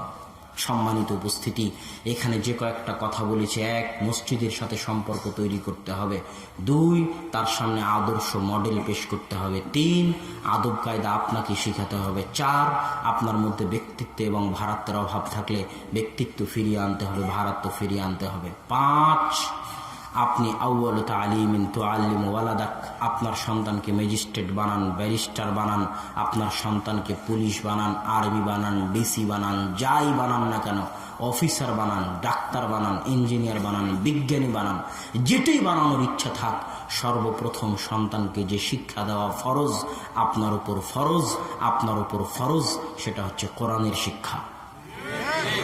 সর্বপ্রথম কোরআন শিখাবেন না, আর বাচ্চাকে ইংরেজি শিখাবেন সবার আগে, বাচ্চাকে কিন্ডার গার্ডেনে দিবেন সবার আগে, তাহলে আপনি গুনাহগার, অনেক বড় কাবিরা গুনাহে লিপ্ত। আগে সন্তানকে কোরআন শিখান, তারপরে যা ইচ্ছা তাই শিখায়েন। অতএব চতুর্থ বা পঞ্চম জরুরি কাজ হচ্ছে সন্তানকে সর্বপ্রথম কিসের শিক্ষা দিতে হবে? কোরআনের শিক্ষা দিতে হবে। সকল পিতার উপর ফরজ। আর বংশ পরম্পরায় ওসিয়ত করে যাবেন যে বেটা, তোমার যদি সন্তান হয় তাহলে সবার আগে যাই বানাও না কেন, বেটাকে সবার আগে কি শিখাবা? কোরআন শিখাবা। কোরআনের শিক্ষা ছাড়া যেন তার শিক্ষা শুরুই না হয়, কোরআনের শিক্ষা ছাড়া যেন তার শিক্ষা শুরুই না হয়। আমি বলিনি, ইবনে তাইমিয়া রাহিমাহুল্লাহ বলে গেছেন, আরবি শিখা প্রত্যেক মুসলমানের জন্য ফরজ। আরবি শিখা প্রত্যেক মুসলমানের জন্য ফরজ। আরবি শিখা প্রত্যেক মুসলমানের জন্য ফরজ। এটা ইবনে তাইমিয়া রাহিমাহুল্লাহর ফতোয়া, মাজমুয়া ফাতাওয়াতে আছে। আর আমার মাঝে মাঝে মনে হয় যে ফতোয়া ঠিক। যারা কোরআন জানে না, যারা আরবি জানে না, ইসলামের ভাষা একটাই, সেটা হচ্ছে আরবি। ইসলাম যে দেশে ঢুকেছে, যে শহরে ঢুকেছে, সেখানকার ভাষা যাই থাক, সেখানে ভাষা হয়ে গেছে আরবি। কোথায় স্পেন, কোথায় স্পেন, হিসাব করা যায় না। সেই স্পেনের ভাষা কি ছিল আল্লাহ ভালো জানে। যখন ইসলাম স্পেনে ঢুকলো, তখন স্পেনের ভাষা হয়ে গেল আরবি। স্পেন চিনেন? চিনেন না। মেসিকে তো চিনেন নাকি? মেসি কোন ক্লাবে খেলে? বার্সেলোনা। সে বার্সেলোনা কোথাকার ক্লাব? স্পেনের ক্লাব। ওই জন্য আমি মাঝে মাঝে আশ্চর্য হই যখন সৌদি যুবকদেরকে দেখি যে সৌদির ছোট ছোট বাচ্চারা মেসির 10 নম্বর গেঞ্জি গায়ে দিয়ে থাকে। তখন আমার খুব আফসোস লাগে যে যেই বার্সেলোনা, যেই রিয়াল, যেই মাদ্রিদের যে ক্লাবগুলো নিয়ে মুসলিম যুবকেরা ব্যস্ত, তাও সৌদি আরবের মতো, আল্লাহ রাসূলের মদিনার যুবকেরা ব্যস্ত, মক্কার যুবকেরা ব্যস্ত, যেই সমস্ত ক্লাবের খেলা দেখার জন্য, ওই সমস্ত ক্লাবগুলো যেই জায়গায় আছে, ওই জায়গার মালিক একদিন আমার বাপদাদা ছিল। ওই জায়গার মালিক একদিন এই সৌদি যুবকের বাপদাদা ছিল। কত আলেম স্পেনে জন্ম নিয়েছে আল্লাহ ভালো জানে। তাফসিরে কুরতুবির নাম শুনেছেন? তাফসিরে কুরতুবির লেখক ইমাম কুরতুবি। কুরতুবা বলা হয় আরবিতে, ইংরেজিতে বলা হয় কর্ডোভা। উনি স্পেনের ইমাম, বিখ্যাত ইমাম, তাফসির লিখে গেছেন। ইবনু হাজাম আন্দালুসি, আন্দালুসের ইমাম, স্পেনের ইমাম। ইবনু আব্দুল বার হাফিজুল মাগরিব 463 হিজরিতে মারা গেছেন। একজন ছিলেন হাফিজুল মাশরিক, একজন হাফিজুল মাগরিব, একই সময়ে পূর্বের হাফেজ, পশ্চিমের হাফেজ। হাফিজুল মাশরিক ছিলেন খতিব বাগদাদি, 463 হিজরিতে মারা গেছেন। আর হাফিজুল মাগরিব ছিলেন ইবনু আব্দুল বার, একই সালে 463 হিজরিতে মারা গেছেন। ইমাম মালিকের লেখা মুয়াত্তা মালিকের দুইটা ব্যাখ্যা গ্রন্থ লিখেছেন, আল ইস্তেদকার, আত তামহিদ। সেই ইবনু আব্দুল বার স্পেনের ইমাম।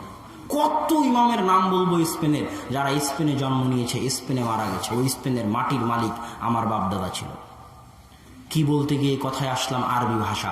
ইসলাম যেখানে ঢুকেছে সেখানকার ভাষা যাই থাক, আদর্শ যাই থাক, সংস্কৃতি যাই থাক, পরিবর্তন হয়ে সেটা আরবি হয়ে গেছে। দুঃখজনক হলেও সত্য, পারস্য যারা, এই পারস্যরা অনেক কঠিন জাতীয়তাবাদী। ইরান, এরা সেই কাল থেকে জাতীয়তাবাদী, আজও জাতীয়তাবাদী। এই পারস্যরা ইসলাম গ্রহণ করলেও তাদের ভাষা ছাড়েনি, সেই কাল থেকে আজও তাদের ভাষা ফার্সি। এই এদের ভাষা না ছাড়ার কারণে ভারত, পাকিস্তান, বাংলাদেশের মানুষও নিজ নিজ ভাষা পরিত্যাগ করেনি।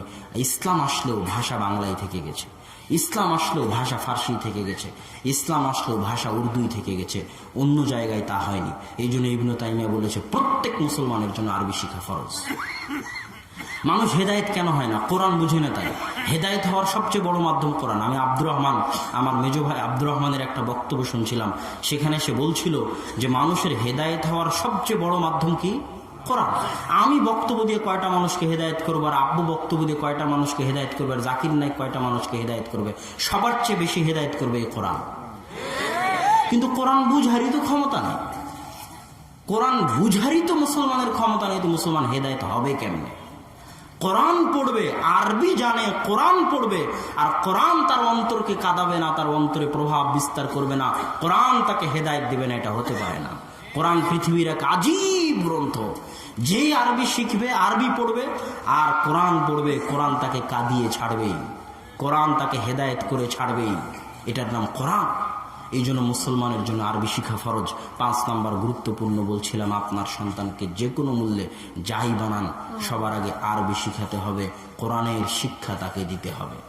সম্মানিত উপস্থিতি, এই 4-5টি কাজ যদি আমরা করে নিতে পারি, তাহলে আদর্শ পরিবারের একটা ধাপ আমরা অতিক্রম করলাম। এখন এই সন্তান যদি বাইরেও যায়, যতই ফিতনা ফাসাদ এলাকায় যাক না কেন, সে তার আদর্শ থেকে পিছিয়ে সরবে না, সে আদর্শের উপরেই টিকে থাকবে, এটা আশা করা যায় ইনশাআল্লাহ। এবার আদর্শ পরিবারের পরবর্তী অংশ শুরু হচ্ছে। সন্তান যখন বালেগ হয়ে গেল, সন্তানকে বিবাহ দিলেন, যেটা আগেই বলেছি বিবাহকে সহজ করতে হবে, সে আলোচনার মধ্যে এটা ঠেকে গেছে। তো সন্তানকে বিবাহ দিলেন, বিবাহ দেওয়ার পর এবার পরিবার কাকে বলে, পরিবারের সঙ্গে এই জায়গাতে দিতে হবে। আমাদের দেশে, আমাদের সমাজের মানুষ মনে করে 3 ভাই একসাথে থেকে, তারপরে সব ভাবিরা মিলে একসাথে থেকে একে অপরের প্রতি পর্দার লঙ্ঘন করে একই পরিবারে থাকার নাম মনে হয় পরিবার। জি না, যখন বিবাহ হয়ে গেছে তখন ইসলামের দৃষ্টিতে পরিবার আলাদা হয়ে গেছে। আপনার ভাইয়ের বউকে আপনি দেখতে পাবেন না, আপনার জন্য হারাম, পর্দা করতে হবে। পর্দার একটা মাসালার উপর আমি এইবার এই সফরে বক্তব্য দিব ভাবতেছি, অথচ সময়ই করতে পারতেছি না যে কোন দিনের বক্তব্যের বিষয়বস্তু রাখবো। পর্দা, কেননা এখন একটা মাসালা চলতেছে মুখ খোলা রাখা, মুখ ঢেকে রাখা। তো কেউ মুখ খোলার ফতোয়া দিতে পারে, আমার আপত্তি নেই। শেখ নাসিরুদ্দিন আলবানী ফতোয়া দিয়েছে, আরো অনেকেই দিতে পারে, কিন্তু আমার কাছে মুখ ঢেকে রাখাই জরুরি, আর বহু দলিল পেশ করা যাবে। তো এই পর্দার আলোচনা আসলে এই জন্য বললাম। আল্লাহ রাসূল বলতেছে, যাকে তুমি প্রস্তাব দিবা বিবাহের, তাকে তুমি দেখতে পারো। তো কি দেখতে পারো? যাকে আপনি বিবাহের প্রস্তাব দিবেন তার আপনি কি দেখতে পারেন? শুধু মুখ। তো যখন মুখ আর হাত দেখতে পেলেন, তার মানে বিবাহের বাইরে যে আছে তাকে আপনি দেখতে পাবেন না, মানে তার কি দেখতে পাবেন না?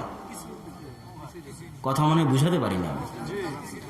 যাকে আপনি বিবাহের প্রস্তাব দিলেন, যাকে আপনি দেখতে পারেন, আল্লাহ রাসূল বলতেছে, মানে তার কি দেখতে পাবেন? তার চেহারা, তার হাত কবজি পর্যন্ত। তাহলে যাকে দেখতে পাবেন না, তথা যাকে বিবাহের প্রস্তাব দেননি তাকে দেখতে পাবেন না, তার মানে তার কি দেখতে পাবেন না? তাহলে অবশ্যই চেহারা পর্দার অন্তর্ভুক্ত। একজন বৃদ্ধা মহিলার ক্ষেত্রে আল্লাহ রাসূল পর্দার ছাড় দিয়েছে, যে তার পর্দা করার প্রয়োজন নাই, সে কাপড় রাখতে পারে। তার মানে কি রাখতে পারে? কি খোলা রাখতে পারে একটা বৃদ্ধা মহিলা? মুখ খোলা রাখতে পারে না? সম্পূর্ণ কাপড় খুলে হেঁটে বেড়াবে বৃদ্ধা মহিলা? কি বুঝেন আপনি হাদিস থেকে? একজন বৃদ্ধা মহিলার পর্দার প্রয়োজন নাই, তার মানে তার কি দেখা যেতে পারে? তার চেহারা দেখা যেতে পারে। তার মানে যে বৃদ্ধা নয়, তার কি দেখা যাবে না? তার চেহারা দেখা যাবে না। এরকম শত দলিল পেশ করা যাবে যেগুলো প্রমাণ করে যে চেহারা ঢেকে রাখতে হবে, চেহারা পর্দার অন্তর্ভুক্ত। এর উপর আলাদা আর একদিন বিষয়ভিত্তিক আলোচনা পেশ করার চেষ্টা করব ইনশাআল্লাহ। এখন এখানে যেটা বলতে চাচ্ছিলাম, পরিবার যখন বেড়ে গেল, পিতা আছে, মা আছে, ভাইয়েরা আছে, তখন পরিবারের সবচেয়ে গুরুত্বপূর্ণ কাজ হচ্ছে পর্দার হেফাজত করা। আপনি আপনার ভাবিকে দেখতে পাবেন না, কেননা আজ আপনার ভাই আপনার ভাবিকে তালাক দিলে কাল ইদ্যত পালনের পর আপনি আপনার ভাইয়ের বউকে বিবাহ করতে পারবেন। আপনি আপনার চাচিকে দেখতে পাবেন না, আপনার মামিকে দেখতে পাবেন না। আপনার চাচি আপনার মামি আপনার থেকে পর্দা করবে কেন? আপনার মামা আপনার মামিকে তালাক দিলে, আপনার চাচা আপনার চাচিকে তালাক দিলে ইদ্যত পালনের পর আপনি আপনার মামি আপনার চাচিকে বিবাহ করতে পারবেন। এই জন্য পর্দা করতে হবে। আল্লাহ রাসূল বলতেছে দেবর হচ্ছে মৃত্যুর মতো, দেবর হচ্ছে মৃত্যুর মতো, দেবর হচ্ছে মৃত্যুর মতো। এই জন্য পরিবার যখন জয়েন্ট ফ্যামিলি হবে তখন বাড়িতে পর্দার রক্ষা করতে হবে। পর্দার রক্ষা করে যদি এক পরিবারে একই টেবিলে খেয়ে পরে পার করা যায় তাহলে তো অনেক ভালো। এবার এই পরিবারের সবচেয়ে গুরুত্বপূর্ণ কাজ, যখন জয়েন্ট ফ্যামিলি হয়ে গেছে, ছেলের বিবাহ হয়ে গেছে, সব ছেলের বিবাহ হয়ে গেছে, তখন এবার পিতামাতার কর্তব্য থেকে সন্তানের কর্তব্য শুরু হলো। এতক্ষণ কার কর্তব্য ছিল? পিতার কর্তব্য। পিতা যখন বিবাহ দিয়েছে পিতার কর্তব্য শেষ। বিবাহ দেওয়ার পর থেকে পিতার কর্তব্য কি? শেষ। পিতার টাকা বেশি থাকলে, সন্তানের অভাব থাকলে পিতা সহযোগিতা করবে, সেটা পরের কথা। কিন্তু এখন থেকে সন্তানের দায়িত্ব শুরু। সেটা হচ্ছে এই পরিবারের সকল সন্তানকে তাদের পিতামাতার খেদমত করতে হবে যে কোনো মূল্যে। এই সমগ্র কোরআনে আল্লাহ সুবহানাহু ওয়া তাআলা যেখানে যেখানে তার নিজের ইবাদতের কথা বলেছেন, সেখানে সেখানে যেখানে যেখানে নিজের শুকরিয়া আদায়ের কথা বলেছেন, সেখানে সেখানে আল্লাহ নিজের ইবাদতের পরে, নিজের শুকরিয়ার পরে পিতামাতার শুকরিয়া আদায় করতে বলেছেন। কেননা প্রথম সৃষ্টিকর্তা আল্লাহ, প্রথম লালন পালন কর্তা আল্লাহ। আল্লাহর দয়া, আল্লাহর নেয়ামতে আমরা পৃথিবীতে চলি। আর আল্লাহর দয়া, আল্লাহর নেয়ামতের পরে পৃথিবীতে আমাদের উপর যাদের দয়া, যাদের নেয়ামত সবচেয়ে বেশি, তারা কারা? তারা পিতামাতা। এই জন্য আল্লাহর ইবাদতের পরে, আল্লাহর শুকরিয়া আদায়ের পরে সবচেয়ে বেশি শুকরিয়া কাদের আদায় করতে হবে? পিতামাতা। এই জন্য পিতামাতার আনুগত্যের ফজিলতে কত শত হাদিস রাসূল সাল্লাল্লাহু আলাইহি ওয়াসাল্লাম বলে গেছে, যে হাদিসগুলো পড়লে বোঝা যায় রাসূল সাল্লাল্লাহু আলাইহি ওয়াসাল্লাম পিতামাতার আনুগত্যের ক্ষেত্রে, পিতামাতার অনুসরণের ক্ষেত্রে যে হাদিসগুলো বলেছেন তার দুই একটা হাদিস পেশ করি। এক হাদিসে আল্লাহ রাসূল বলছেন আনতা ওয়া মালুকা লিআবিক। এক ব্যক্তি আল্লাহ রাসূলকে এসে বলছে, আল্লাহ রাসূল, আমার টাকা পয়সা আমি কিছু উপার্জন করি, তো আমার বাপ আমার টাকা পয়সা নিয়ে নেয়। কথা বুঝলেন তো? রাসূল সাল্লাল্লাহু আলাইহি ওয়াসাল্লাম বলছে আনতা ওয়া মালুকা লিআবিক। আরে তোর টাকাও তোর বাপের, তুইও তোর বাপের। এটা রাসূল সাল্লাল্লাহু আলাইহি ওয়াসাল্লামের হাদিসের বাক্য। রাসূল সাল্লাল্লাহু আলাইহি ওয়াসাল্লাম বলতেছে যে সাখাতুল ওয়ালিদাইন সাখাতুর রব, রিজাল ওয়ালিদাইন রিজার রব। পিতার অসন্তুষ্টি আল্লাহর অসন্তুষ্টি, পিতামাতার সন্তুষ্টি আল্লাহ সুবহানাহু ওয়া তাআলার সন্তুষ্টি। আল্লাহ রাসূল বলছে রাগিমা আনফু রাজুলিন, রাগিমা আনফু রাজুলিন, রাগিমা আনফু রাজুলিন। ওই ব্যক্তির নাক ধুলাই ধূসরিত হোক, ওই ব্যক্তির নাক ধুলাই ধূসরিত হোক, ওই ব্যক্তির নাক ধুলাই ধূসরিত হোক। আল্লাহ রাসূল কে, কার কথা বলতেছেন যার নাক ধুলাই ধূসরিত হোক? তো বলছে তার নাক ধুলাই ধূসরিত হোক যে তার পিতামাতাকে বৃদ্ধ অবস্থায় পেল কিন্তু জান্নাত কিনতে পারল না। আল্লাহু আকবার। ওই ব্যক্তির চাইতে ব্যর্থ, ওই ব্যক্তির চাইতে অসফল আর কেউ নয় যে তার পিতামাতাকে বৃদ্ধ অবস্থায় পেয়েছে কিন্তু জান্নাত কিনতে পারেনি। রাসূল সাল্লাল্লাহু আলাইহি ওয়াসাল্লাম বলতেছে তুমি জান্নাত কিনতে চাও, তোমার জান্নাত তো তোমার মায়ের পায়ের নিচে। মায়ের খেদমত করো, জান্নাতে চলে যাও। মায়ের খেদমত করো, জান্নাতে চলে যাও। জান্নাত তো তোমার বাড়িতে বসে আছে, তুমি জান্নাত কোথায় খুঁজতে যাচ্ছ? কত সাহাবী এরকম আছে যারা জেহাদের জন্য আল্লাহ রাসূলের কাছে এসেছে। আল্লাহ রাসূল, বহু ঘটনা এমন আছে, এটা একটা দুইটা ঘটনা নয়। জেহাদের ঘটনা প্রায় 10-এরও 5-এরও অধিক। সাহাবী আল্লাহ রাসূলের কাছে গেছে জেহাদ করতে, আল্লাহ রাসূলের পিতামাতা জীবিত আছে? তো বলে হ্যাঁ জীবিত আছে। যাও পিতামাতার খেদমত করো, জান্নাত তো বাড়িতে। জেহাদ করে মাঠে মৃত্যুবরণ করে জান্নাত নিতে হবে নাকি? জান্নাত তো তোমার বাড়িতে আছে। পিতামাতা কি? জান্নাত। পিতামাতা জাহান্নাম, পিতামাতা জান্নাত। পিতামাতার খেদমতের এত গুণ, পিতামাতার দোয়ার এত গুণ, পিতামাতার আনুগত্য এবং অনুসরণের এত গুণ যে দুইটা, একটা আয়াত আর একটা হাদিস বলে পিতামাতার আনুগত্যের ফল বলবো। এক, যে হাদিস আপনারা জানেন, 3 জন ব্যক্তি পাহাড়ের গুহায় আটকা পড়লো, বানি ইসরাইলের ঘটনা। ঝড় বৃষ্টির কারণে গুহা বন্ধ হয়ে গেল। ওই ব্যক্তি আল্লাহর নিকটে দোয়া করতেছে, আল্লাহ আমি একটা কাজ তোমার সন্তুষ্টির জন্য করেছিলাম। সেটা কি? আমি এরা গরু ছাগল চড়াই, দুধ দহন করে আমার পিতামাতাকে সবার আগে খাওয়াই। একদিন দেরি হয়ে গেছে, পিতামাতা ঘুমিয়ে গেছে, আমি আমার সন্তান সন্ততি কাঁদতে থাকলেও তাদেরকে খাওয়াইনি। সকালে ঘুম থেকে যখন পিতামাতা উঠেছে তখন তাদেরকে আগে দুধ পান করিয়েছি। পিতামাতার এই সম্মান আমি তোমার সন্তুষ্টির জন্য করেছি। আজকে তুমি পাথরটা সরিয়ে দাও। সাথে সাথে পাথর সরে গেছে। আল্লাহু আকবার। সংক্ষেপে বলতেছি, এটা একটা। আর একটা, ওই যে মুসা আলাইহি সালাতু ওয়াসসালাম আর খিজির আলাইহি সালাতু ওয়াসসালাম, মুসা আলাইহিস সালাম বলল আমি সবচেয়ে জ্ঞানী, আল্লাহ বলল আমার আর একজন জ্ঞানী বান্দা আছে, তার কাছে যাও, তার নাম খিজির। তিনি তখন চলতে থাকলেন, যেখান থেকে মাছ পালিয়ে গেল ওখানে চাদর মুড়ি দিয়ে একজনকে পেলেন, তার নাম খিজির। চলতে চলতে অনেক ঘটনা হলো। একটা ঘটনা হচ্ছে একটা গ্রামে গিয়ে তারা খেতে চাইলেন, গ্রামের মানুষ খাবার দিল না। তখন খিজির আলাইহিস সালাম ওই গ্রামে একটা ভাঙ্গা বাড়ি ছিল, ওই ভাঙ্গা বাড়িটা সংশোধন করে দিলেন, বানিয়ে দিলেন। তো মুসা আলাইহি সালাতু ওয়াসসালাম রাগান্বিত, তিনি বলতেছেন যেই গ্রামের মানুষ আপনাকে খেতে দিল না, আপনি সেই গ্রামের মানুষের ঘর বাড়ি কিভাবে তৈরি করে দেন? তখন তাদের মধ্যে বিচ্ছিন্নতা হয়ে গেল। আমি তোমাকে নিষেধ করেছিলাম প্রশ্ন করবে না, তাও প্রশ্ন করলা হাদা ফিরাকুম বাইনি ওয়া বাইনাক, এটাই আমার এবং তোমার মাঝে বিচ্ছিন্নতা। তবে তোমাকে কারণ বলি, এই যে বাড়িটা আমি ঠিক করে দিলাম এটার কারণ হচ্ছে আল্লাহ কোরআনে এভাবে বলতেছেন, ওয়া আম্মাল জিদারু ফাকানা লিগুলামাইনি ইয়াতীমাইন, যে দেওয়াল আমি ঠিক করে দিলাম, যে বাড়ি আমি ঠিক করে দিলাম, তা দুইজন এতিম সন্তানের, তাদের কথা বলতে গিয়ে আল্লাহ সুবহানাহু ওয়া তাআলা বলতেছে ওয়া কানা তাহতাহু কানজুন লাহুমা, এই দুই এতিম সন্তানের ধন সম্পদ আছে এই বাড়ির নিচে, এই দেওয়ালের নিচে। ওয়া কানা আবুহুমা সালিহা, আর এই দুই এতিম সন্তানের পিতা ছিল সৎ, এই দুই এতিম সন্তানের পিতামাতা ছিল সৎ।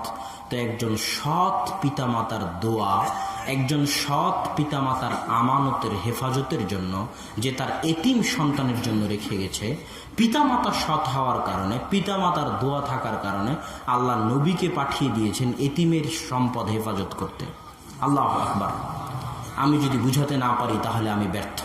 এই দুটা হাদিস, একটি আয়াত একটি হাদিস বলে এটাই বুঝাতে চাইলাম যে পিতামাতার দোয়া, পিতামাতার মর্যাদা, পিতামাতার খেদমতের মধ্যে দুনিয়া এবং আখেরাতের সকল কল্যাণ নিহিত আছে।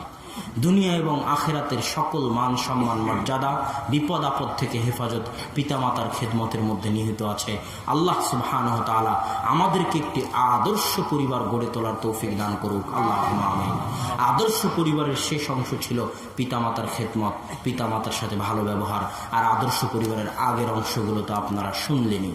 এখন বক্তব্যের শেষাংশে আছে আপনাদের নিকটে একটা অনুরোধ, সেটা হচ্ছে আগামী 13-14 ফেব্রুয়ারি ডাঙ্গিপাড়া পবা রাজশাহীতে সালাফি কনফারেন্স, 5-6 মার্চ রূপগঞ্জ নারায়ণগঞ্জে সালাফি কনফারেন্স, উপস্থিত হওয়ার চেষ্টা করবেন।